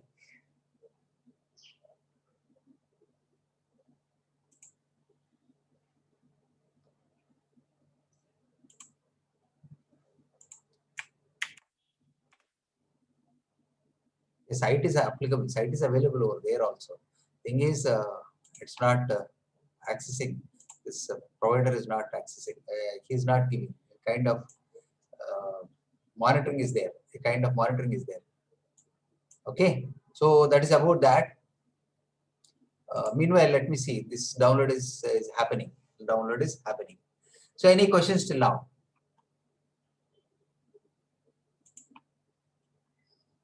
Yeah, anyone parallelly doing along with me? This necessity to take some time. But if you want, you can do this particular one. Anyway, let the installation go through. I can show you even tomorrow also using this Nessus. So, but the only difference between Nessus and that particular, that is automatic. It will show you the entire structure and entire website easily without any errors. If you are having an internal website which has been created, it's very easy. It's very easy. You can give your IP address and then automatically it will scan across, because you have your login credentials and this one. Otherwise, the things which are applicable at the front end only will be. And in recent days, all the major websites are on HTTPS only. Major websites, all. If you see, take up any major which are being used, because that requires a certificate also. If you have the certificate, I mean SSL certificate, you can even get through into that particular. You can scan accordingly. But see, in the industry also, the things which you are asked is that you should know how to scan the procedure, and of course the analysis. What is CVE? What is the things which are affected? What is meant by rating critical? Okay, what is meant by high, low, medium? This type of things, and follow up and take up action accordingly, and how to bring up a report. These are the essentials which you should know.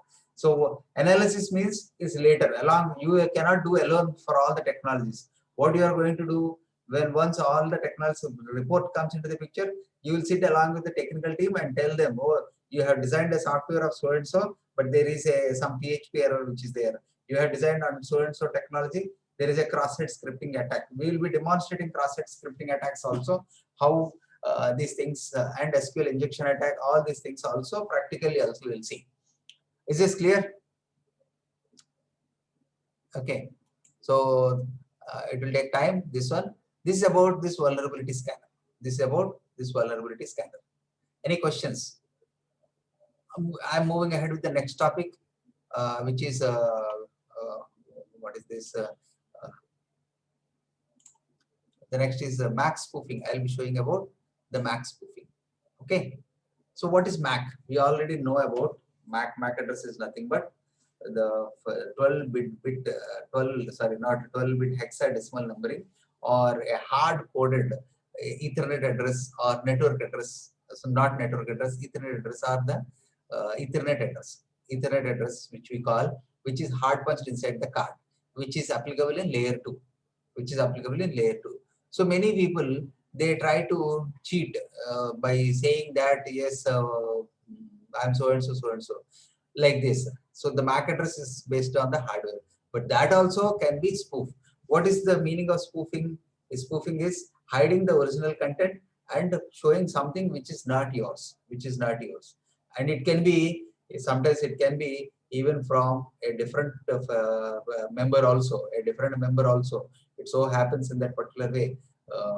You can try doing some hacking exercises and with MAC spoofing, so that if you know the victim's MAC address, you can try spoofing with his ID, so that whenever in the log files everywhere you will be seeing his ID only. So in that way he will be caught and you will be safe. So, but this exercise needs to be known to everyone. So what we are going to do is we will try to do how you can spoof a MAC address. So we have, meanwhile let it do. I will go ahead with, what is this? Windows Windows machine for this particular exercise. I'm closing all the unnecessary tabs which are there. Okay, this is not required. This is not required. This one is there. So this is my VMware machine which is there. I'll also close this particular one which is not required for me. Which we have done for the last one. Exit. Are you sure? Yes. Oh, sorry. Exit. Are you sure? Yes. So I'm closing this remote. Okay. Now this is done. I'm opening my Windows system. So I'll try to spoof across. Give me a second time.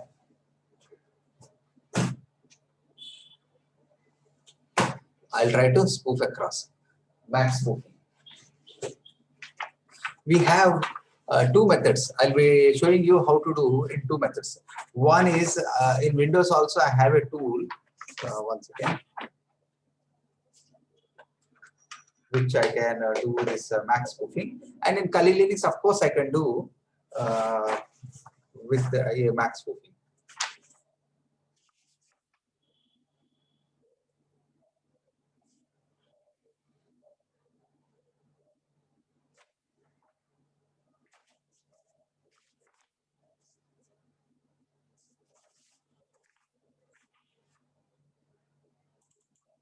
I hope you are able to see my screen.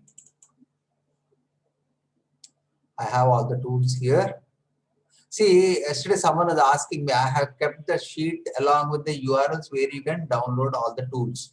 For each and every tool where you can get the latest one, I have given the URLs also. So you can go through a particular task and then you can download the URLs.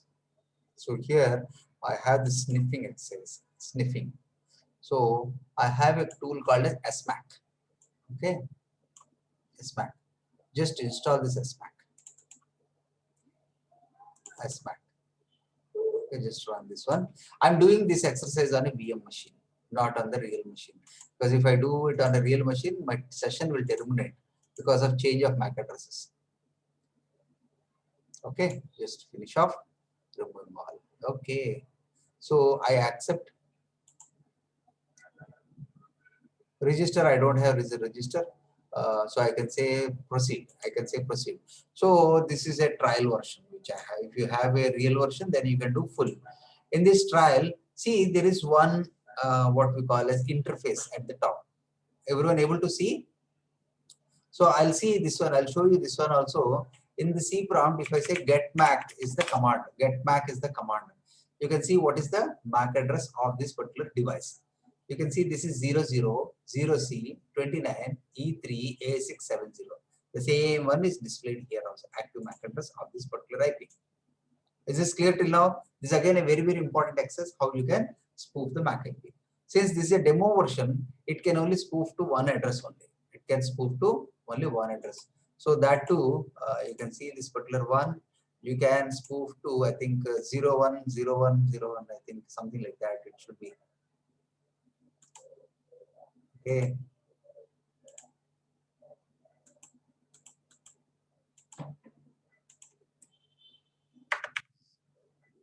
See. Can spoof to 010101 something like this, if I remember correctly, and say update MAC. Okay, OC, all this one. See, 0C. This is the only evaluation mode which you can do. So if I say yes, it will try to change this MAC address to a newer one, which is having 0C01 acquiring. It's replacing the MAC address now. It's replacing the MAC address. Yes, it has done. You can see this now active MAC address. Now if I say MAC, get MAC, you can see the MAC address is replaced to 0C1. Now I'll also show you one more thing. So how does the other system get to know the MAC address? So here also, if you try to see with Kali Linux, with Wireshark or something like that, you will be seeing that the new address as 0C only. You can do that. So my application is Wireshark. Sniffing.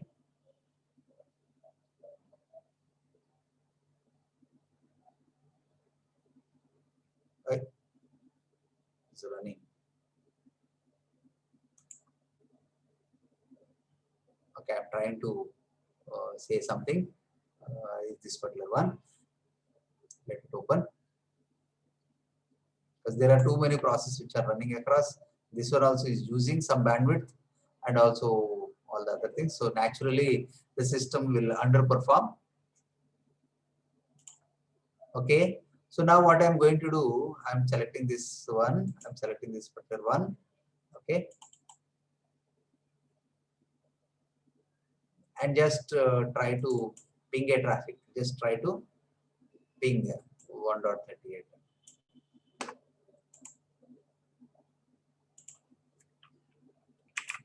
Ping 192.168.1.38. 38 is my Windows system IP. Yeah, it is going through. Let it go through. And no, it's not 1.38.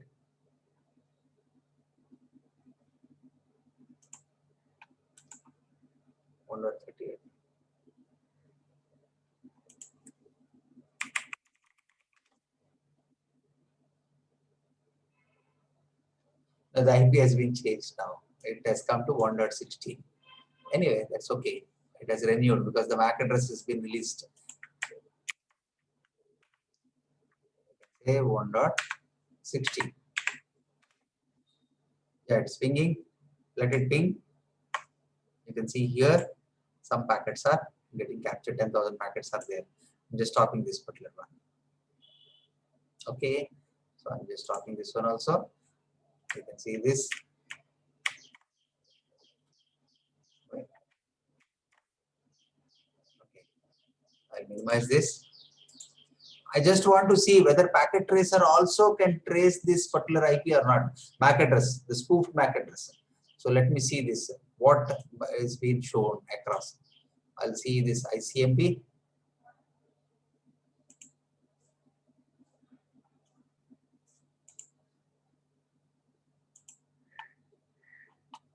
I'll see this ICMP packets. It's slow. It has become slow, dead slow. Because of too many processes. Let it release. Let it release. The memory allocation should be done. Meanwhile, let me see the process of this particular one. Compiling plugins. It's still going through. Still going through.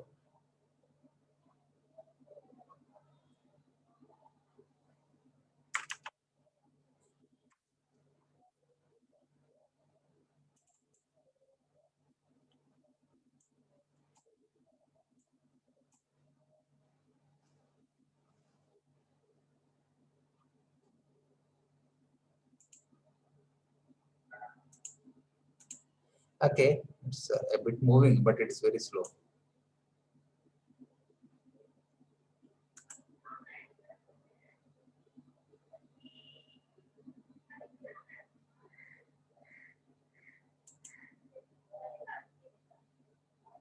Okay,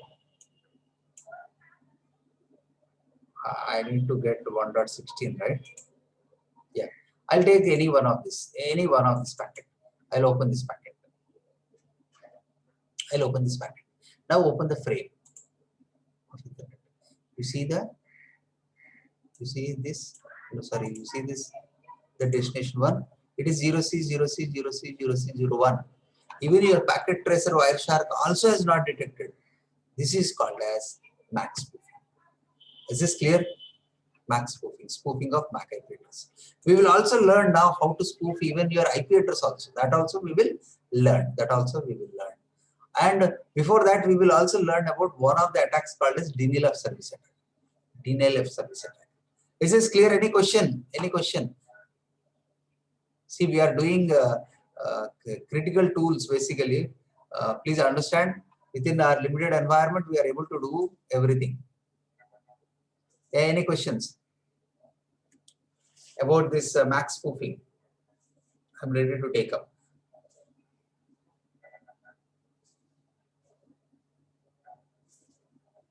No questions?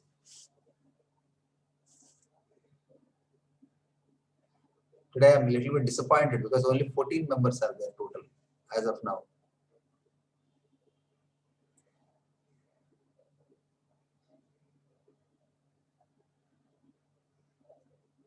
Yeah, any questions? Understood? At least one can say that there are numbers or not at least.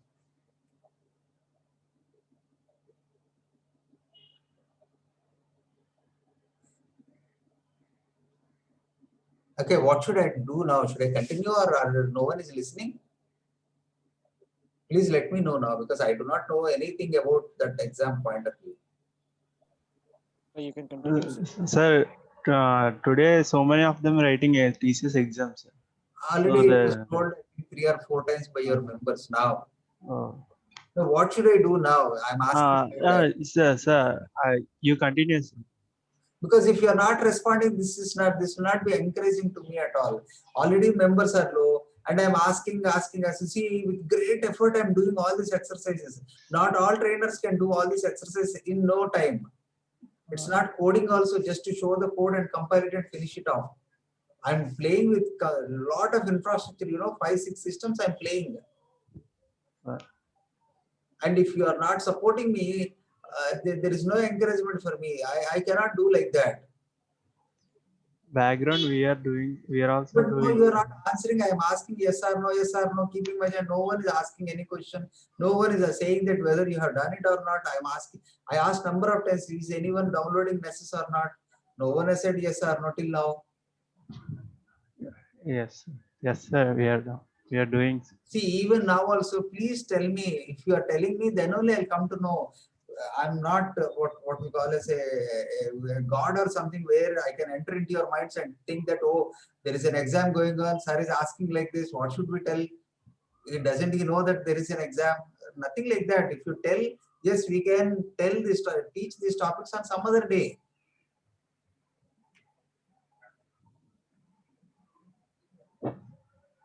Tell your opinion, frank opinions. I don't have any objection. So today is the first day I'm facing this type of problem. The last 4 days I'm okay, but today I'm not getting proper response from you all. What should I do now? Continuous. But do you agree that all of you, at least you are responding, or are you listening, or Okay, anyway, recordings are there. Let me keep in silent and then go away and do your work like that.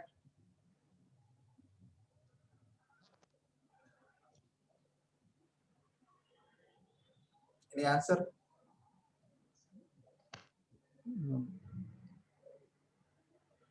Uh, You're not asking me questions. You're not basically saying responding to my whether you doing along with me or not, something like that. If I ask immediately, if you respond back, then so if you say that yes, you understood, then can I ask a question at this point of time?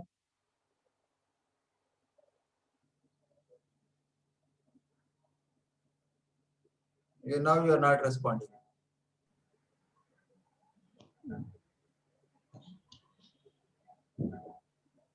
Yes, sir. You can ask questions. Okay. Anyway, I will see. Even though I'm helpless, I can only tell I have to finish off my class. But this kind, I'm not. I never faced this type of situation. I never face such type of, because I get energy levels only by the people who are listening. Otherwise, doing such type of activities requires a type of motivation from behind, especially the kind of listening. But anyway, I'm okay. I'm okay. Where I am? I'm no, doing, no. yeah, Back. I'm doing something on Mac spoofing. Okay, I'll finish up whatever it is. Like next is I wanted to show social engineering. Okay, so this Nessus also is parallelly going through. I do not know because I have asked I think 3 or 4 times from members, well, are you doing along with me? But no one has till now responded. You have responded to many other areas, but this particular one you have not responded at all. Doing, sir, we are doing, sir. We are running virtual machine also. That one line, if you would have said on the very first go, I would have been happy. That one line which is there. Okay, at Like least we are tab switching, no, sir. So message would be yes, there. even I am also doing tab switching along with you. But thing is that if I ask couple of times, at least later on also, yes, we are doing Nessus parallelly. One member or two members, even if they say that, would appreciate. Otherwise, see, okay, I'm like your friend. I'm also saying that yes, when I'm doing, are you doing or not? I can understand that, oh, these are the members who are doing along with me. Nothing more, nothing more. There is no ambiguities in this. It will boost up basically. Okay. Anyway. So where am I? Max spoofing. Max spoofing. Let me tell you, today is the first class which I faced in the entire 4 or 5 years. Every time my students will always used to encourage, especially this type of cyber security classes. If it is something theory, okay, everyone can say something. One thing is online, and second thing is that members are less. Third thing is that members are not responding back. In what way where I can really get motivated from you all? If you're asking in between questions like yesterday, day before, yeah, I was happy because when you started asking questions. Right. Where am I? This Kali Linux. Okay, in this Kali Linux, yes, I wanted to show which one. Max spoofing I have just shown across.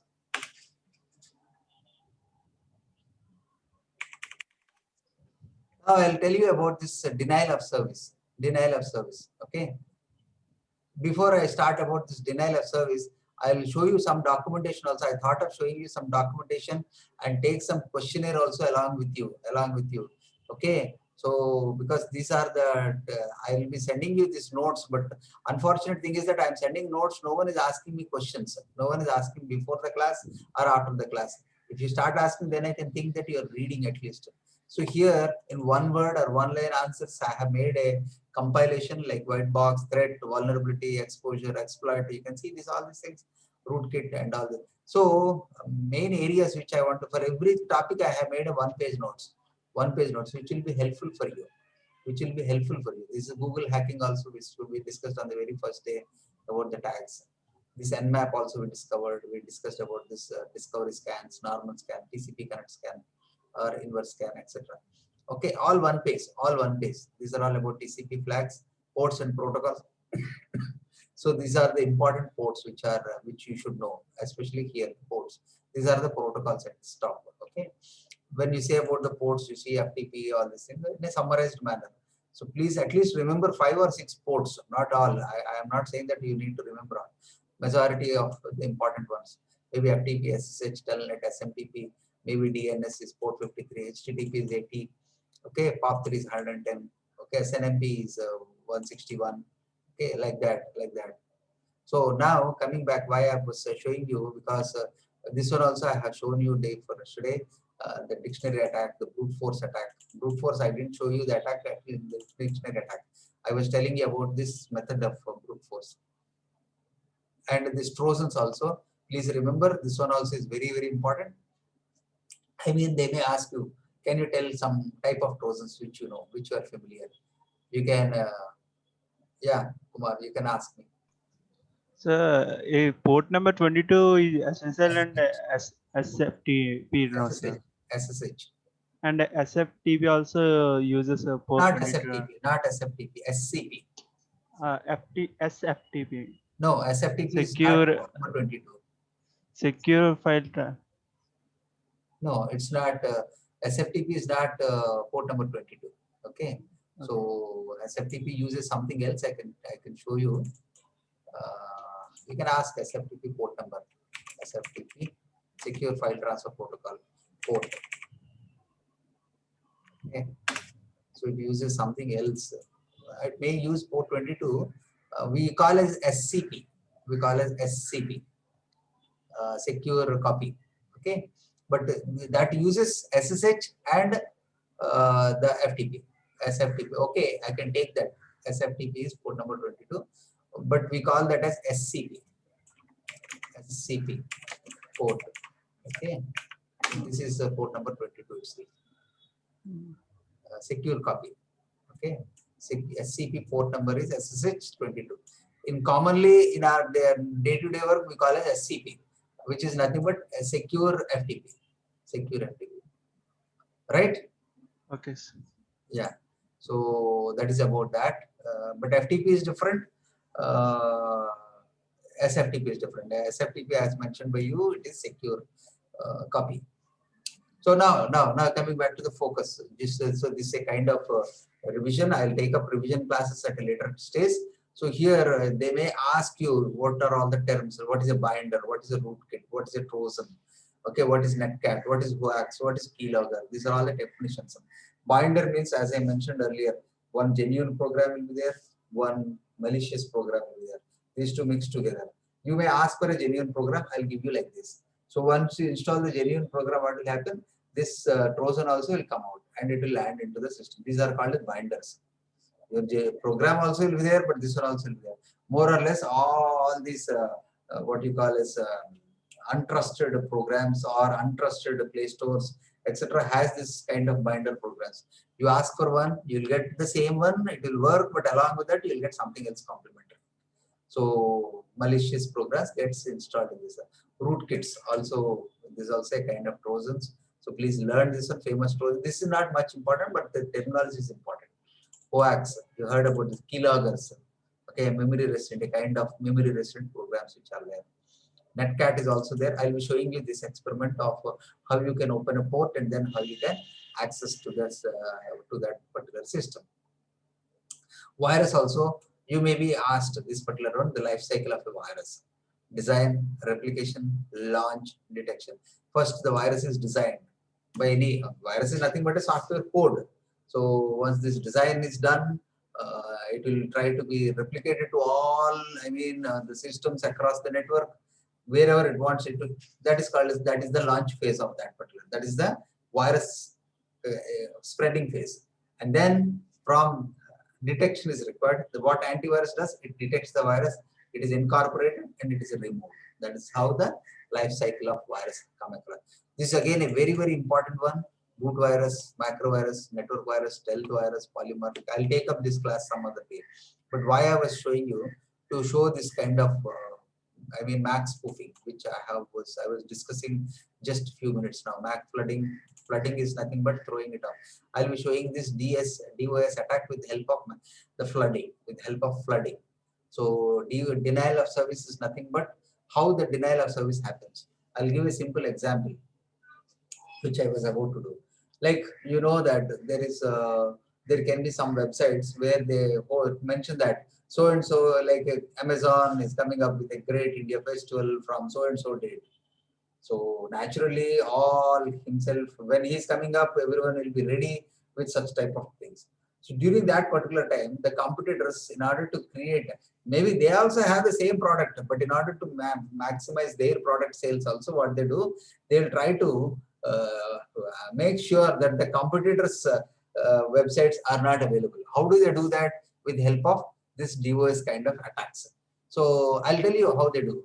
What will they gain? If the Amazon.com is not available, you are already ready with money, you want to buy that same article, you can go to the competitor's website and buy it. In that way, this type of DOS attacks are done. What it does basically in DOS attacks. So there is a server, there are clients. So now normally the TCP packet is sent and ACK is brought. ACK is brought and then ACK connection is established. SYN request is sent. This is how, which is basically done for any communication. So here, the server is ready to take up the SYN request from the clients. That is the normal strategy. Instead of sending, these are it can be from the genuine people or it can be from hackers. He is the merchant. So from here, what he does, one of the hacker also, he will not send. He will also behave like a victim, and instead of sending one SYN request, he will use some tools and he will send millions and millions of SYN requests to this server. So this server is unable to handle all the requests at the same time, it gets collapsed or the service will be unavailable. And so that the user, what will they have? They'll try to connect this particular server, it's not connected. So they will connect to the other merchant's website. That same merchant or similar merchant may be sitting in a different machine and he'll be doing all this type of exercise. This is called as DOS attack, denial of service. When the merchant is doing, the hacker is doing in multiple systems and throwing the same thing, same millions and millions of SYN requests. He'll only send a SYN request. He'll not wait even for the ACK. Before he responds back the ACK, he'll send again flooding request. This is called a flooding request. So this type of flooding is dangerous across the network. This kind of is very dangerous across the network. So we will be doing now about this what we call as the DOS kind of attack. Okay, so we have a command. We have the tool which is in DOS attack, which is HP. Okay, this is DOS. So please understand this one. We have various type of attacks which are there. But for this, especially, you need to understand about the flags a little bit. But please understand this one. These are the kind of attacks which are done in DOS. Smurf attack, Fraggle attack, ping of death attack, teardrop attack. So what does this do? First, I will show you the SYN flood attack. SYN flood attack. Then we will understand about the conceptual terms of all these particular areas. Okay. So here I'm just bringing out this thing.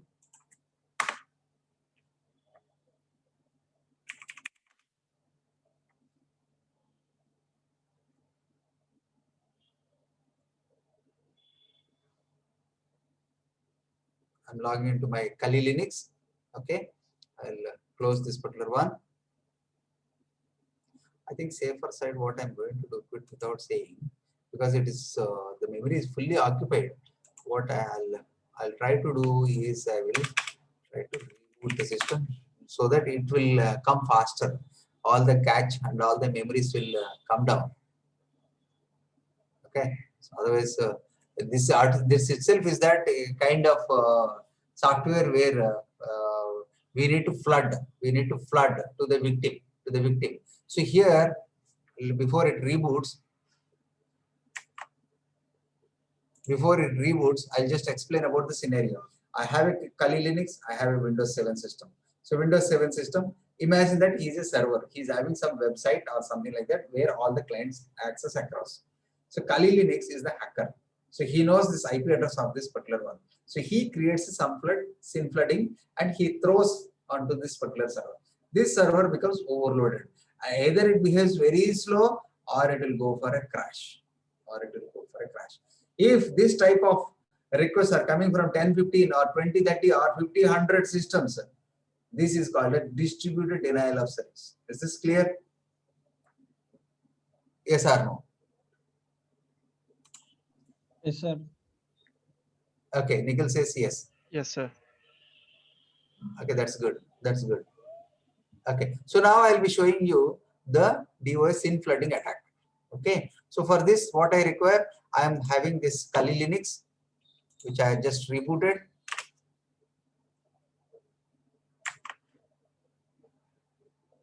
And also the Windows 7 system. You know this, I'll remove this MAC address, which I have done, this particular one. I'll remove this MAC, spoofed MAC. So how do I remove this one? Remove MAC. It will come back to original MAC if you remove this MAC. This is only demo version, so you have only one MAC address. So it's trying to get back the original MAC address.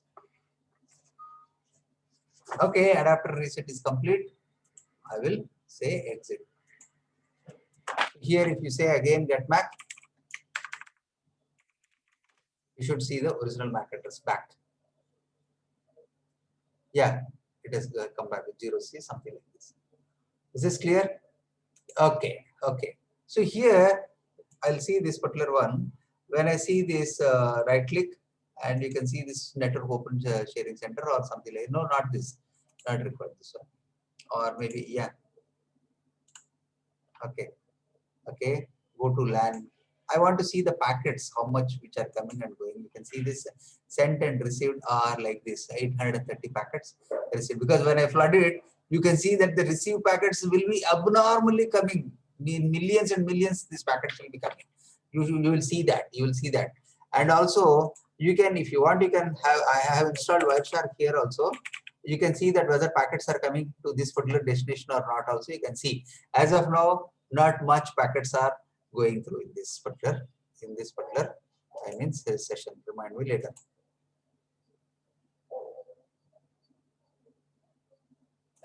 Okay, you can see this. Anyway, the first test is basically to see the packets. This is normal growing. So now I'll go to this Kali Linux. What happened?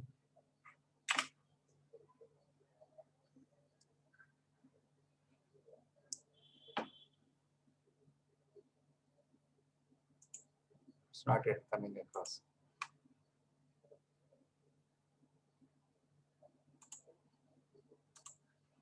This is necessary still initializing. That is that's why I said it will take more time. It will take at least if you are having good bandwidth also, it is taking half an hour or 45 minutes of time.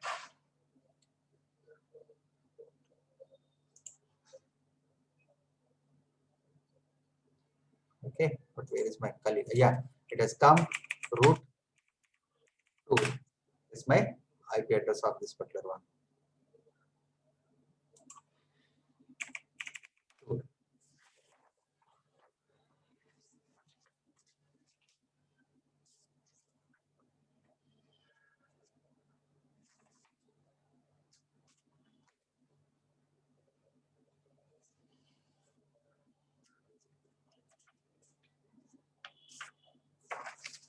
Okay, so I will do a kind of flooding to the victim system, which is of Windows 7. Let me know the IP.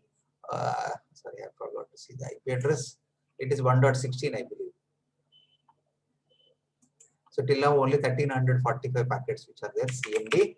I'll see this IP config, which is 1.38. Okay, it has released back again in 192.168. Once we release this MAC address, the IP address also is restored back. Okay, 1.38, leave it.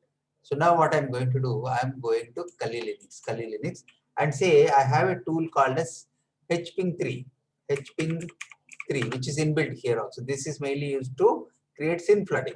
-S, as for the victim's IP. Victim's IP 192.168.1.38 is my victim. Okay, it is similar to ICMP, but ICMP with flooding. Okay, now I can even spoof my IP. I know my IP is 1.28, right? Let me see. New tab, ifconfig. See this one, this is 1.28 is my IP. I do not want to disclose my IP.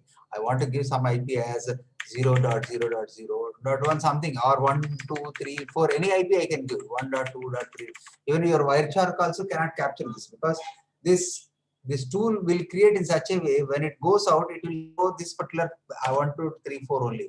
-P for port. You can port number 22 is always safe. No one will object. Even the firewall also will not object this particular port. So they send it through the safe port. So they send it through the safe port. And finally, you can say flood. Finally, you can say flood. Again, I repeat this command. hping 3 is a very, SYN flooding command. What we are doing, -S for SYN flooding, and you are specifying the source MAC. That is the source IP. That is 1.38 is my Windows system. -A is my spoofed IP of my local 1.2.3.4. I am specifying a port which they can enter inside to the destination end is 22, and you can flood it. What will happen? You see now. I have issued the command. It is in flood mode. It is in flood mode. You see this one? How fast it is growing? How fast it is growing? You can say capture start. Capture start. You see this, all IPs which are coming across will come as 1, 2, 3, 4 only. And this will stop working also. I think already it stopped working. See, within no span of time, it has gone to, millions, 17, 18 millions, 19 millions. Okay. You see this. This won't work. And you see this, it's not working. Only what you can see is only after some time your total server will crash. Your server will crash. Imagine that if you are doing with 2 or 3 systems on the same 2 or 3 members doing on the same system, distributed SYN flooding attack. So this total system will be unavailable, completely unavailable. Sometime after half an hour or 1 hour, one packet you can see coming. But already millions of packets went through. Only thing why I have kept this Wireshark is that the source IP is traced as 1, 2, 3, 4 only. It's not any other IP which will be shown across. Okay. First thing is that I will stop flooding from here, because already it has flooded. Okay, I stopped here, but still it will take some time to recover, or sometimes it may not be recovered also. Sometimes it may not be recovered also here. So here it has hung, I think it is hung. Okay, I will stop and quit without saving. So there is a huge data in this buffer, and it is unable to do any of this thing also.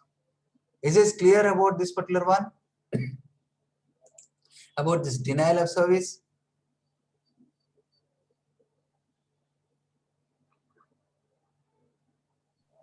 Yes. Denial of service? Yes, sir. hping 3. Oh, yes. Yes. Okay.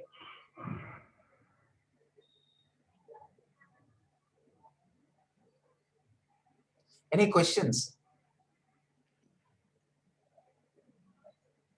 Any questions? SYN flooding.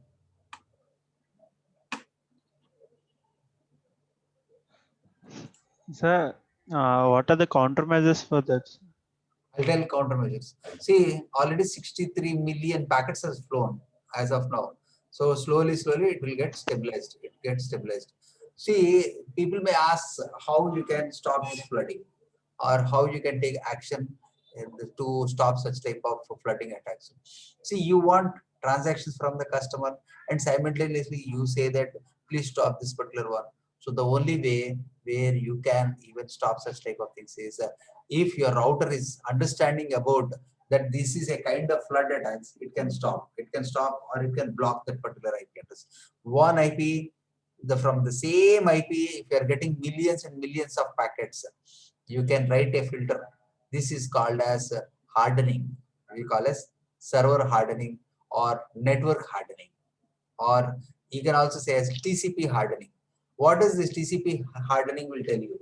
TCP hardening, you can restrict the number of packets. If you say that I can have from the same IP at a time 1,000 packets which can be flown at a time, 1,000 packets or 100 packets or 500 packets. So that maximum of 1,000 or 100 only will be coming to one of the TCP port or from one TCP channel.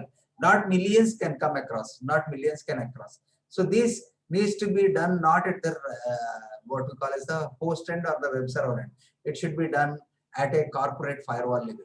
So that they do such type of things. And even, believe me, I'll tell you one more thing.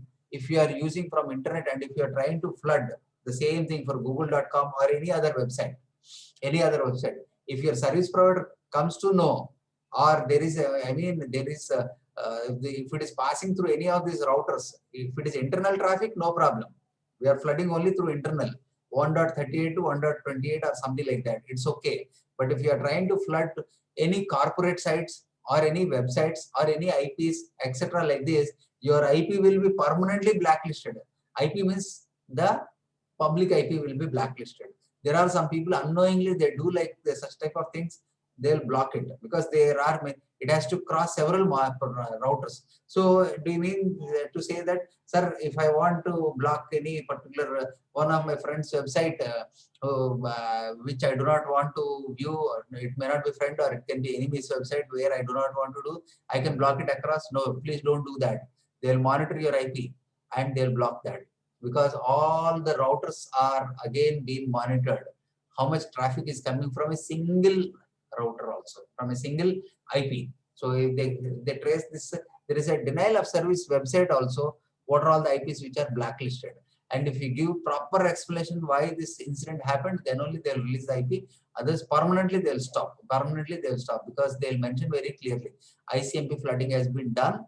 Hence, because of that, this IPs has been blacklisted.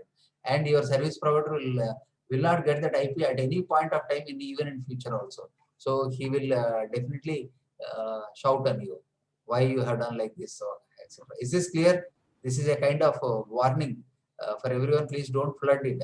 You can flood only in your intranet services, but not any, say, HPing3, I can say -s to www.google.com and -a some other IP. This is spoofed IP, right? So -p with some other port and -- flood means don't do like that. So these are dangerous. If you're doing anything, it's again your risk. Is this clear? So the limitation is that you can do a kind of hardening that is covered in TCP hardening. You can ask, oh, okay, this is done. I think this is done. Welcome to Nessus, and say close. So this part. Anyway, I'll show you this. Any questions? So here, if you want to know a little bit more how you can limit this one, just say TCP hardening. So what is Hulk tool used for? Once again, hardening. So there are networking tutorial is there. You can basically limit, your TCP requests, or maybe there are many parameters which are there. There are many parameters. So you can fine tune all the parameters related to TCP by defining the maximum request, etc. Okay. So that is how you can basically stop this kind of denial of service attacks. And second thing is that these things not at the server level. You can do it at a network level. That is the firewall level itself. You can do it. So people often use this type of firewalls like CyberRoam, or maybe a kind of ASA firewalls or something like that. So where they keep it at the head end and then they basically monitor across. Is this clear? Yeah, you're asking some question. Now you can ask. So can we use Hulk tool for doing it? Sorry, once again. Can we use Hulk tool? Help. Hulk, sir, HULK. It's Hulk. a Python script. I am not very sure, because there are number of tools which are coming from time to time. I'm not very sure. If it is related to SYN flooding, yes, you can do Hulk. You say Hulk tool, right? This is the tool, right? Which you mentioned. Hulk tool, DDoS. Yes, it's also same thing. It's also same thing. This is monitoring. I think Yes, DDoS sir. 24/7 monitoring. Hulk DDoS tool. Okay, you can do that. You can do that. But It is available even in JIT also. You can do. You can Sir, do. Yeah. sir, I have created my website, sir, one website. I try to attack on them, only my website, sir. Is there any problem? Is there will? It may be any of your website also, but you see the path in between. What are all the routers which are there? See, I told you on the very first day, like if you can do this trace route to your website, trace route, okay, RTWWW, any website which is there, if it is github.edu, you see what are all the things which are there. These are all the routers. If you are sending traffic from your system, it will cross all these routers. The million packets or million packets per second, it will cross all these routers. Is this clear? And these all people will object. Why are you sending traffic to my systems? All these things also will be flooded. So they will block. If this many routers come to know, normal packets are okay. Normal packets are okay. But if any abnormal packets which are coming across like flooding packets, these all routers also gets loaded. Not only the system. Is this clear?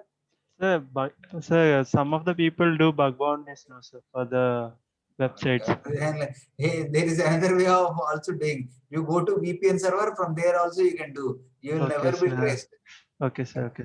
Right? You will never be traced. But everyone will take care on its own. Everyone will take care on its own. You feel like you are doing a DOS, but ultimately if the server itself is hardened over there, it will take maximum of 1,000 or 2,000 requests per TCP port which the connection is getting established. Beyond that, it won't. It will be filtered. Okay. Is this clear? You Yes, cannot sir. see all the packets which you had sent really has gone to the destination. Here you are seeing that it has gone to the destination because the packet network received packets are getting increased. Okay. Yes. Right? Is this clear? Yes, sir. Okay. So here, why I'm showing this, because this all, will get affected, will all get affected. So naturally, if it is simple for a second or 2 seconds or one time or two time, it's okay. But if it is continuously, if it is flooding means, then they will throw, they will blacklist the IP. You can even ask in Google also, DDoS attack, DOS attack. In DOS attack, what you can say, blacklist, I think, blacklisted IPs. How to stop it? They will be monitoring also. There is a what we call as I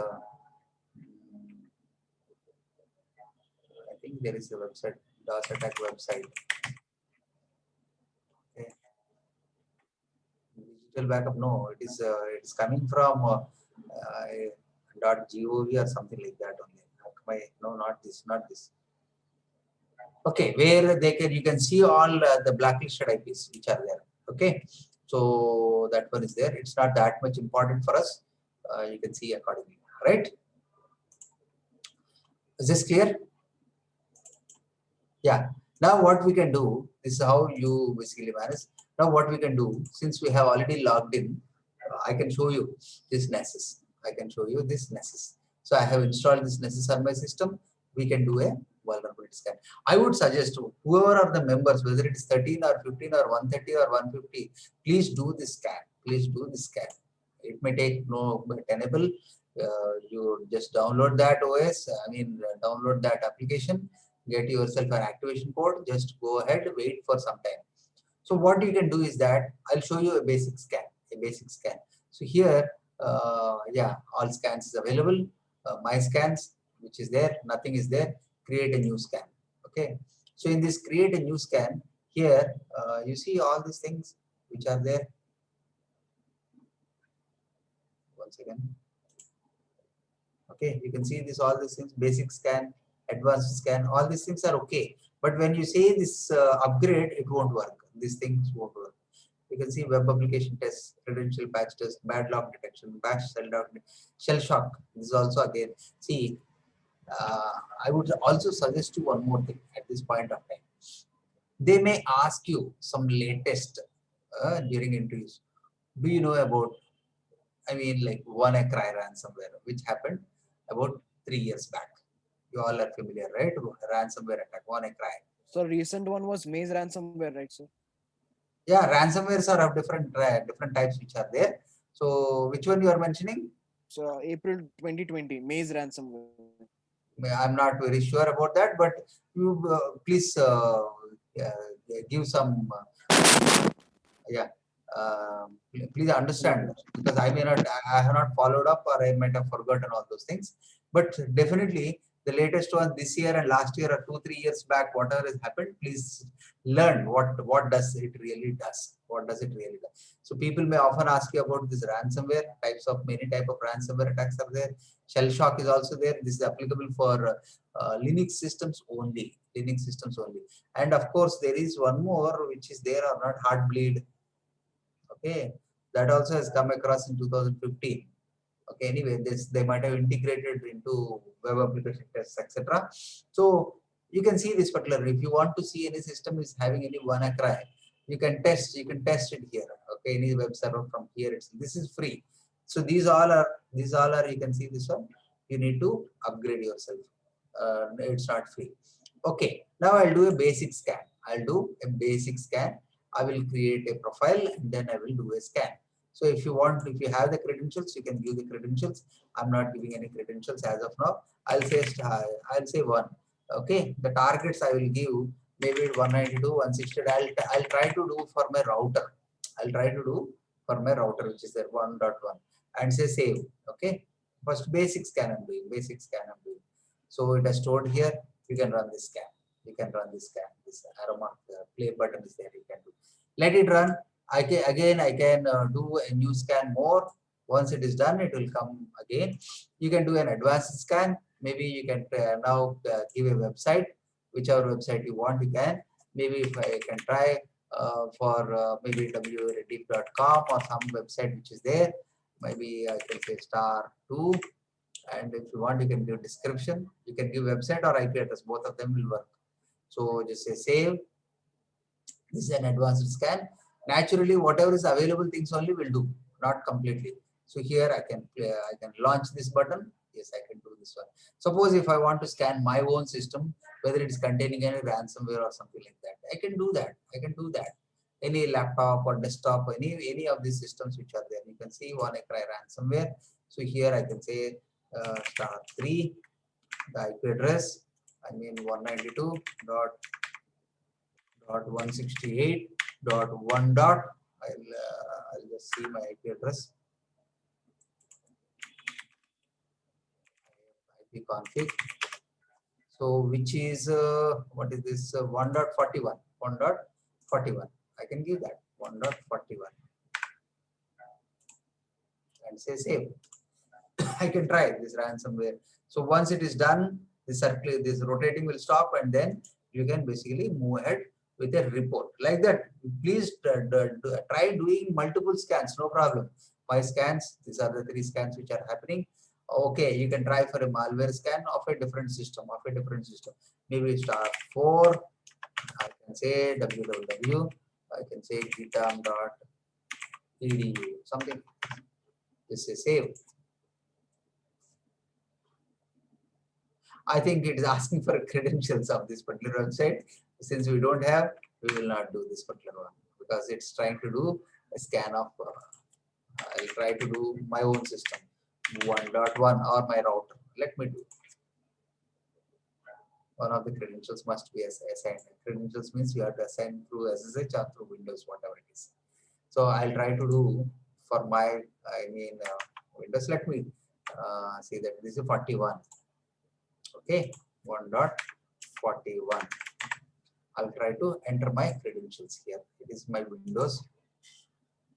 The method is username is I think it's star, password is star, domain I don't have, never send this particular one, and say save. These are the credentials which I have given, and just play this. Okay, so one is done. I think one is done. This particular one.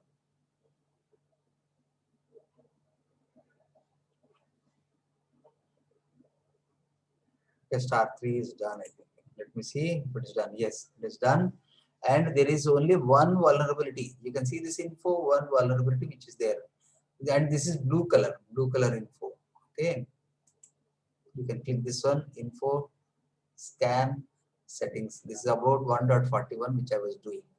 You can say export and say or report here. You can see in PDF. Executive summary, or you can ask custom all the information which is there. Generate a report. It's trying to generate a report. Since there are no one, but I'm showing you how the report looks like. If there are threats also, you'll be seeing along with the threats or vulnerabilities. Okay, it has downloaded now. Star 3 is downloaded. You can see the report how it looks like. Nessus star 3 is the host.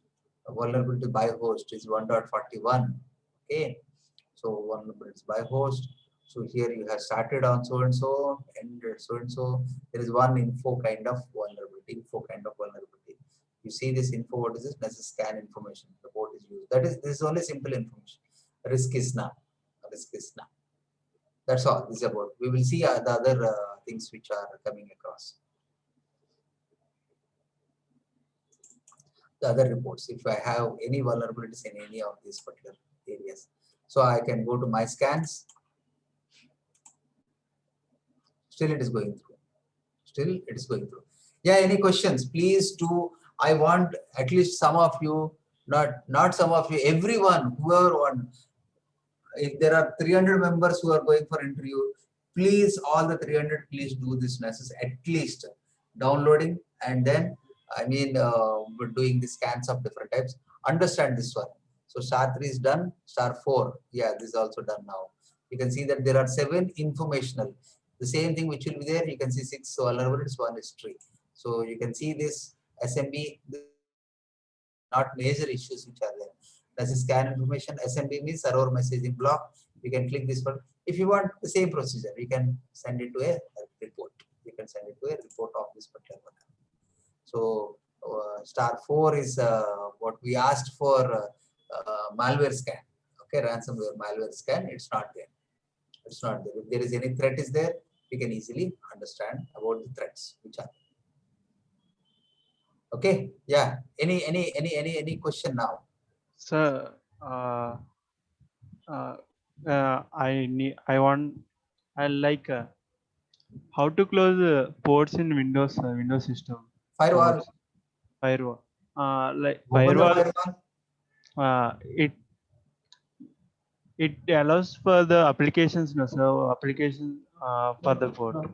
You see, in Windows you have a firewall. You know how to verify the ports nmap. If I say nmap 192.168.1 dot, what is this my IP 1.41 or any particular thing. Okay, so there are number of ports which are unknown, and some because we are doing from a local system, it doesn't try to do. If you are doing from a remote system, we'll come to know very easily. I'll try to do this particular one.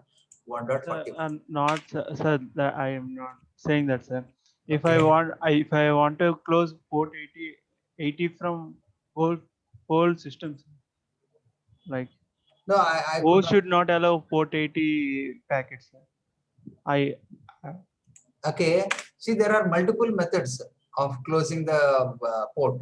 One is shut down the service. Okay, the total port will not be open for anyone. So can you demonstrate, sir? That's which I was about to show you. Okay, sir. That was about to show you. You can see these ports. What are all the ports which are open here? And map 192.168 1 dot. I mean, like if I see this Windows here, what is the system? IP address is 1.38. First scan this particular one. 1.38 is there. Let me see what are all the ports which are open. So here, when you see this nmap report, okay, if it says some ports open. Now, how to basically close these ports? You see this? There are all these ports. Suppose there is a 23 port also open. You want to block the port. Okay, you want to block this port. Go to this Windows. See, this only the owner only can do this particular one. He can stop the service. Okay, the port is there. He can block the service one. Otherwise, he can even make an entry to the firewall. So one is basically go to these services. I'll show you how you can go to service tab. How you can go to service tab. is open, not this, control panel. Go to control panel, go to administrative tools, and here you have a service tab. And the same service which is running here, the corresponding one, which is telnet, right? ST here, this telnet is there. Stop the service. I'm stopping. This is one way where no one can access now. Okay. So now I'll show you.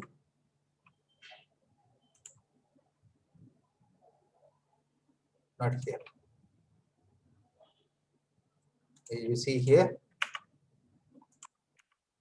If I do this nmap once again, port number 23 will not be there now because the port is closed. or the second method is there. You do not want to touch the service. You see here now, there is no port 23 now. Is this clear? Okay, sir. Okay. There is second method which is there. I'm going to teach multiple methods. So, no, sir, I do not want to touch the services. Let it go through the service. Let it go through.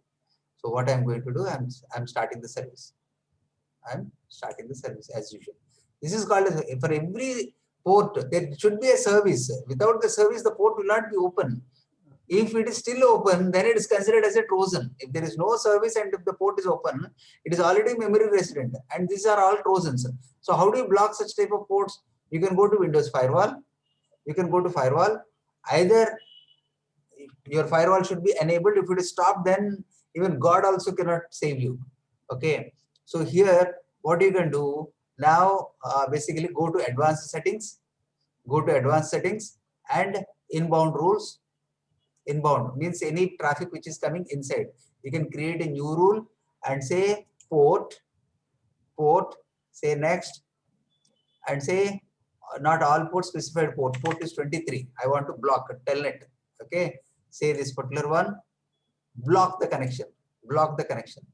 Say next, all from either from public, private, or whatever it is. Give this name as telnet. I mean telnet user interface or something like this. Okay, you want to block this telnet service. You have this, and now the firewall is running. Block is action. Now also you should not see in Kali Linux the port is open.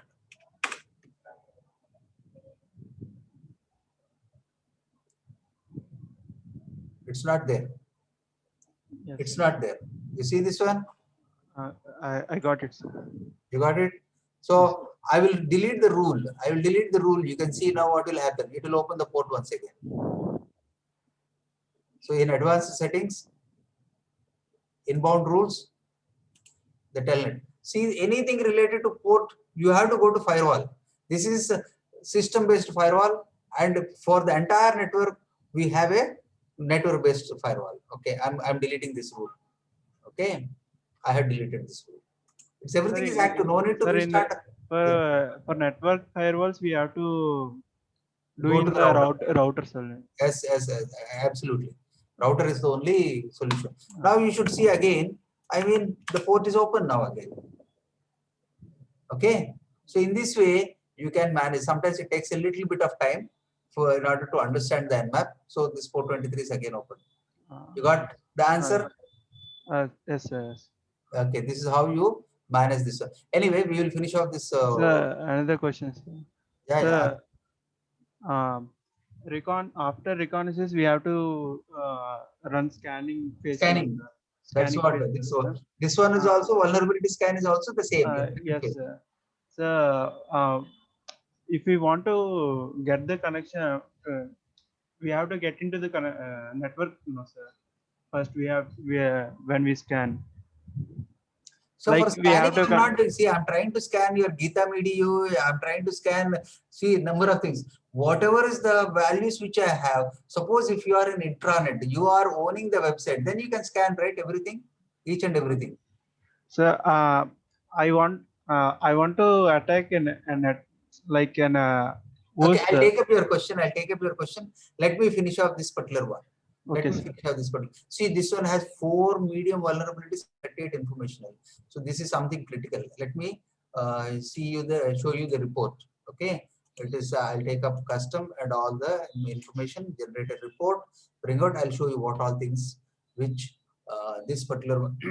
Because this is an advanced scan which has done it. It took about 8 minutes of time. Sir, information is safe, sir. Information it doesn't touch. It doesn't touch. It will not modify any information. It will only scan. So Okay, here, sir. yeah, first I'll explain about the scan. You have 4 medium vulnerabilities here for Rediff.com. 4 medium vulnerabilities of Rediff.com. We have tried for advanced scanner, not all, for only for advanced scan. So what is that?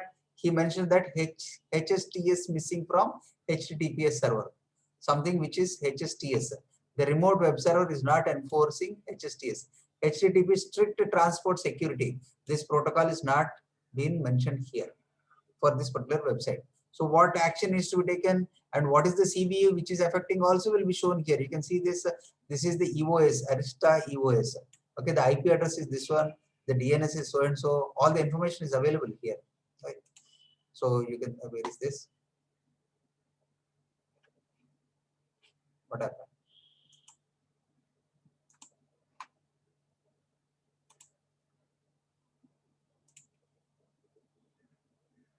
Where is the *3, right? Not this one, *4. Downloaded or not?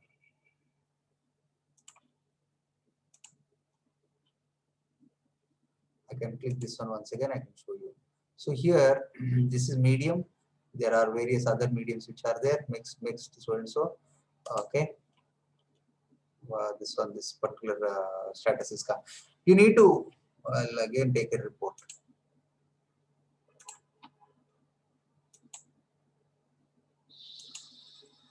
Do not this cancel my scans.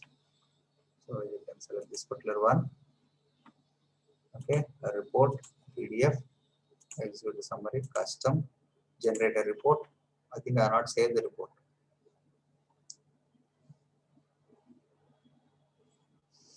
Yeah, meanwhile you can ask the question.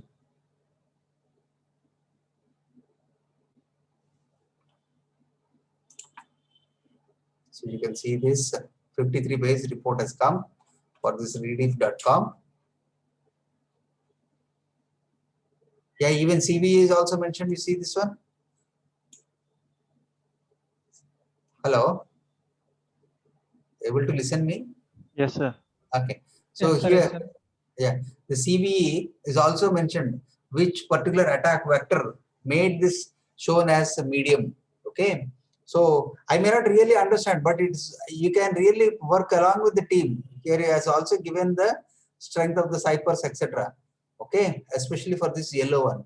They need to take up action immediately. What will happen also? It's mentioned here. What will happen also?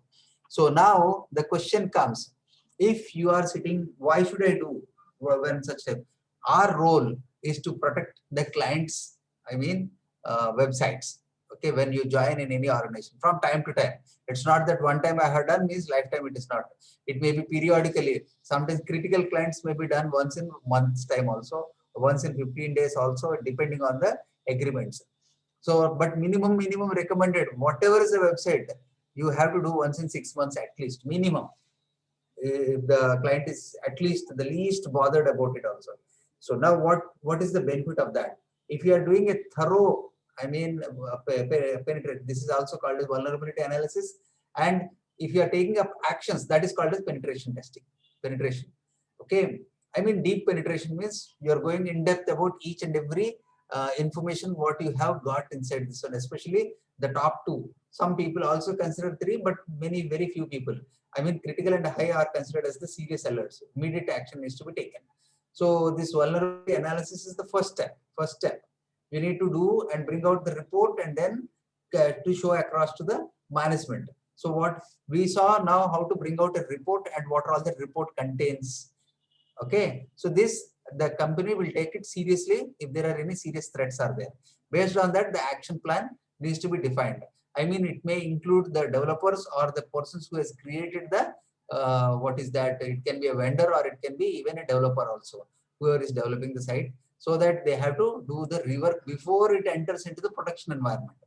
Okay, already it has gone into the production environment. Now you have done a product scanning that you figured out some kind of what we call as yeah, malware or something, some attack is coming across, then what you need to do? You have to follow up and then fix the problem. Either it can be a patch or it can be rewritten of that particular code, which the owner of the user needs to perform. Is this clear? Any other questions? Yeah, any other questions? This is very, Can very we use important. this? Yeah. Can we use these vulnerabilities to get access of a website, of that specific website? Yeah, we have done for a website only, right? Can Redeep.com. we use this vulnerabilities? Yeah, yeah. No, I couldn't get you. Vulnerability scanning, you mean to say? No, sir. I, For getting access of that specific website, can we use these vulnerabilities? I'm asking. sir, he was asking based on this report, we have to log into the website or no? Yes, yes. From vulnerabilities. If you are the Using owner of the vulnerabilities. website, if you are the owner of the website, you have to basically ensure that these are fixed. I mean, if you are working across in a team, in a corporate, then you need to inform the management and see that the team is fixed. If it is not fixed, then again, there can be any time that the attack may come, right? If the attack really comes and if there is a huge loss, customer will shout on you. So these things has to be highlighted immediately at any point of time and see that this type of major and critical, I mean high and critical, are fixed from time to time. Is this clear? The role of a cyber security administrator? Yes, sir. Yes, sir. Yes, Yes. sir. Everyone. So Yes, what sir. I presume is that you do this type of scans, no problem, but don't try to, if you see any type of vulnerability, don't try to hack. That is dangerous for you. If at all, if you are the owner, if you have the credentials, you can do a deep penetration testing. If you are the owner, if without credentials means you will only get the outside world, not the inside world. I mean the backend you will not get. Whether to see about the injection attack or maybe cross-site forgery attacks, you will not be able to see. You will only see the external ones only, whether the CSS variables are there or not, okay, the syntax errors are there or not, or some kind of cross-site scripting alerts which are there or not. Those things you can see. I will tell you how this type of vulnerabilities can be traced out. The scripting part, that will be our next web attacks. So if you all cooperate in by doing all the exercise from time to time, I will ensure that you can even not only succeed in the industry, you will also be happy that you are there in the cyber world. Only thing, your motivation and your zeal of interest is very much essential. Please communicate to me. My sincere request for everyone is that please communicate well in advance so that everyone will have zero problems. Nothing more. Is this clear, everyone? So I'm giving you assignment. Tomorrow is a holiday for you all. Please download this particular Nessus. These recordings are there. I can share this particular one. It's not a big thing. Only thing, it will take a little bit of time. And of course, I have several other things also. I thought of discussing these elements also. But anyway, I'll take up these elements in the due course. In the due course, I'll be sharing this particular one also. Okay, because all the, I mean, headings, whatever we are having in that single pages, if you are familiar, I don't see why you will not get a job also. Yeah. Sure.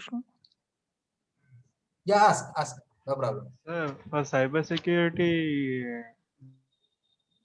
job description, how to build a resume, sir? Resume for cybersecurity. I'll share that. I'll share that. It's not a big thing. But whatever the topics which I'm showing you, the same thing. One more thing also I can tell you. Hello. Sir. Yeah. One more thing also. 1 second. I'll share my desktop once again. I have released my desktop. There it is.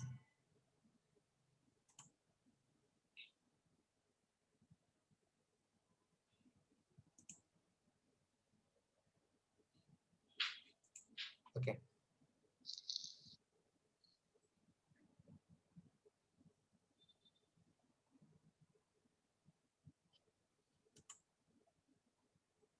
I'll share once again.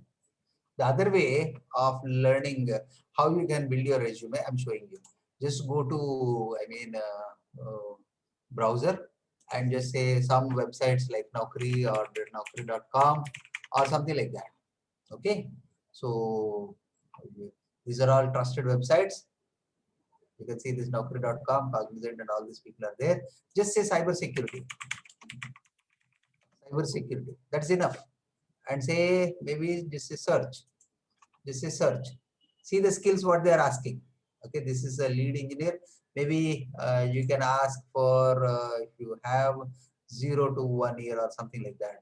Okay, experience not okay, not that much. You can ask 0 to 1 year. Okay, that will be the first level jobs which you can see, which you can execute. Cyber security executive. So what all tasks? All these things you should be familiar. The things which I'm teaching is more or less the same, more or less the same. You can see this one. Okay. The good knowledge of client server communication, firewalls, DDoS, IDS and IPS, which we'll be discussing, proxies, VPNs. Okay, they'll ask only those things only.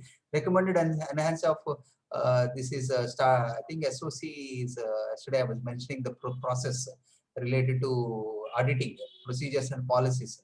SEAM is also a kind of what we call as a tool. I just forgot the production right from all stages which is there. Good understanding of networking concepts, good understanding of IT infrastructure, the same thing which I'm teaching you. Candidates with strong organizational skills, proficient in even offense analysis of incident management. Okay, this is again a new area where they are asking incident management and risk management, collection of logs. Okay, provide value addition. Not only this, see some more things. You can build your own this one. Analyst means it will be a bit more technical, first 2 to 5 years. Okay, don't go for that particular thing. Cyber security, go only for 0 to 2 years. That will be helpful. So this is 2 to 3 years. This is 0 to 2 cyber security, Python developer for security. Okay, hiring for okay, you can see this particular one, cyber security role. About the company, some people mention and some people don't mention anything. Go through this particular one. Associate is also helpful. Cyber security analyst. Monitor alerts automatically, monitor threats of the new attack techniques, investigate events, communicate policies. Okay, create new ways of searching potentially suspicious events on systems, participate in projects to improve the monitoring. So all these things. This is a kind of a cyber security role. Otherwise, what you can do here also, this is one way of learning of how to create a cyber security resume, or you can ask in this way vulnerability analysis also you can mention. So cyber security,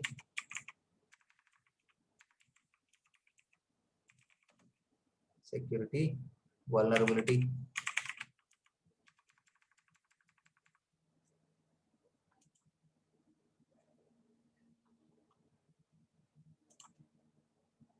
multiple skills are not there. I think vulnerability.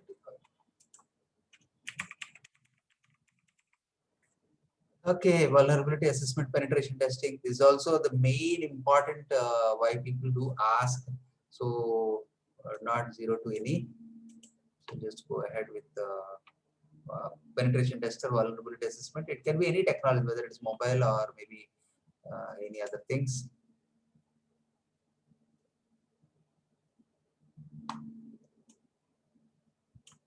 Okay, 0 to 2. VA, vulnerability, okay, mobile iOS, assessment and penetration. They'll ask, some people also ask, do you have familiarity in SS tools? Do you have familiarity in Wireshark or something like this? You can see OWASP, which I was about to teach from next class onwards. Okay, they will ask such type of. Some people may ask coding, but not all people will ask coding. Okay. VAPT is nothing but vulnerability analyst analysis and vulnerability testing.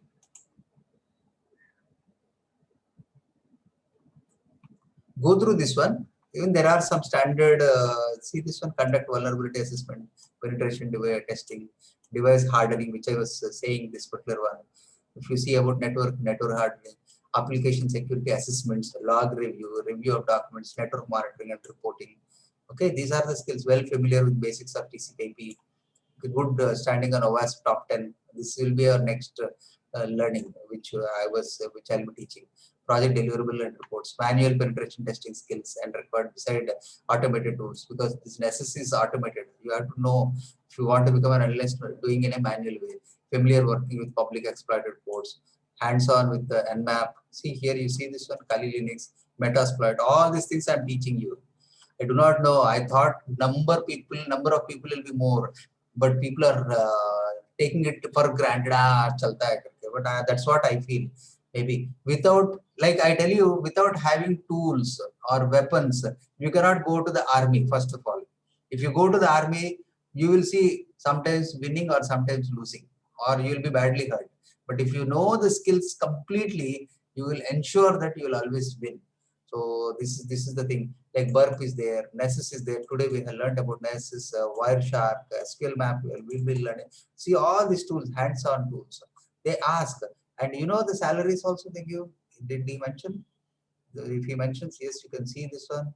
Minimum of 8 to 10 lakhs they'll pay. Minimum of 8 to 10 lakhs if you know about all these things. So that's the reason why they ask you 2 to 6 years of experience. But if you learn all these things, and if you know that I have done all these things, I mean VAPT tests on so and so test servers, etc. There are many companies which they do take. Okay, so that's all from my side as of today. Even though we are 15 minutes above of today's class. Any further questions? Tomorrow is an off day. There are no questions. Yes, so we can log off for today. And then, yeah, ask. Sir, some of them are having TJS NQT exam on Monday, sir. What about class? I don't know. If you say that no, some of them is how many of them? Sir, different time slots is there, sir. So if all of you say that we won't come, then I will not have a class. You can take up a call from everyone. Sir, Recordings are there. Sir, I think I posted on the group, sir, Cognizant Cybersecurity group. I asked. See, we have a 55 plus members of group also, WhatsApp group. But if there is no, what's the point of having group? 1 or 2 days I'll see and then I'll quit from the group. If there is nothing information from your side also, you should ask questions, then I should answer and someone should also answer. The very purpose of group is not static, it's totally static. This is the first time I'm seeing that there is no information from the group, there is no questions and there is no interest from the members. I'm not sure whether it is because of online people are not showing interest, or is it like that only because people are not showing. Otherwise, cybersecurity means people will rush like anything. And last year also, I'll tell you, there are about 125 to 150 people who were fighting for the interview slot from Geetham itself. And ultimately, there were about 36 members or 37 members who got selected. But this year, I'm seeing something different. Members are not turning up. But I do not know what will be the end result. But if you definitely work hard, you will get it. So just post it on the group. If you say that, yes, we are having, then if multiple responses are coming, then I can inform your HOD and then postpone it to the next day. Right? Oh, yes, sir. Yes. But I cannot take up call directly on my own. If it is you have to tell me. Okay, sir. Okay. You can use any of the forum. If there are multiple people, so one person supporting and the other 49 people say that we will have class means, I'll keep class.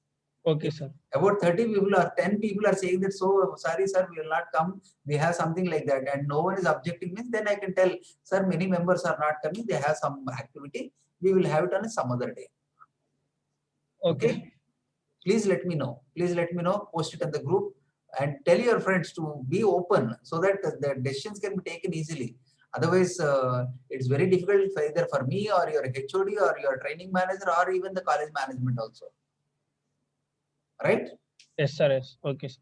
Everyone is in the same thoughts of me, or if you have something else, you can speak.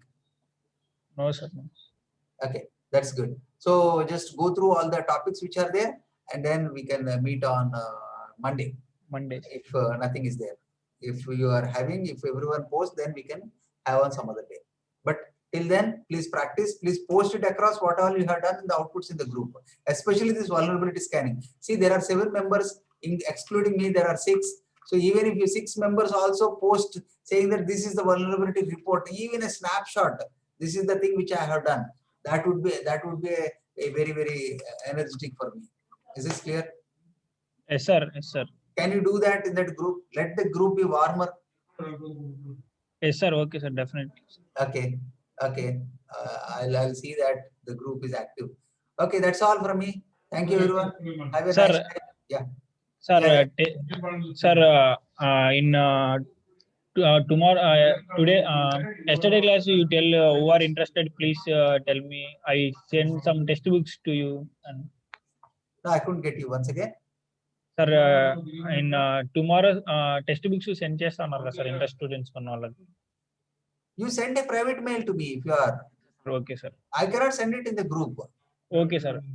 If anyone is specifically interested, yes, you can ask me.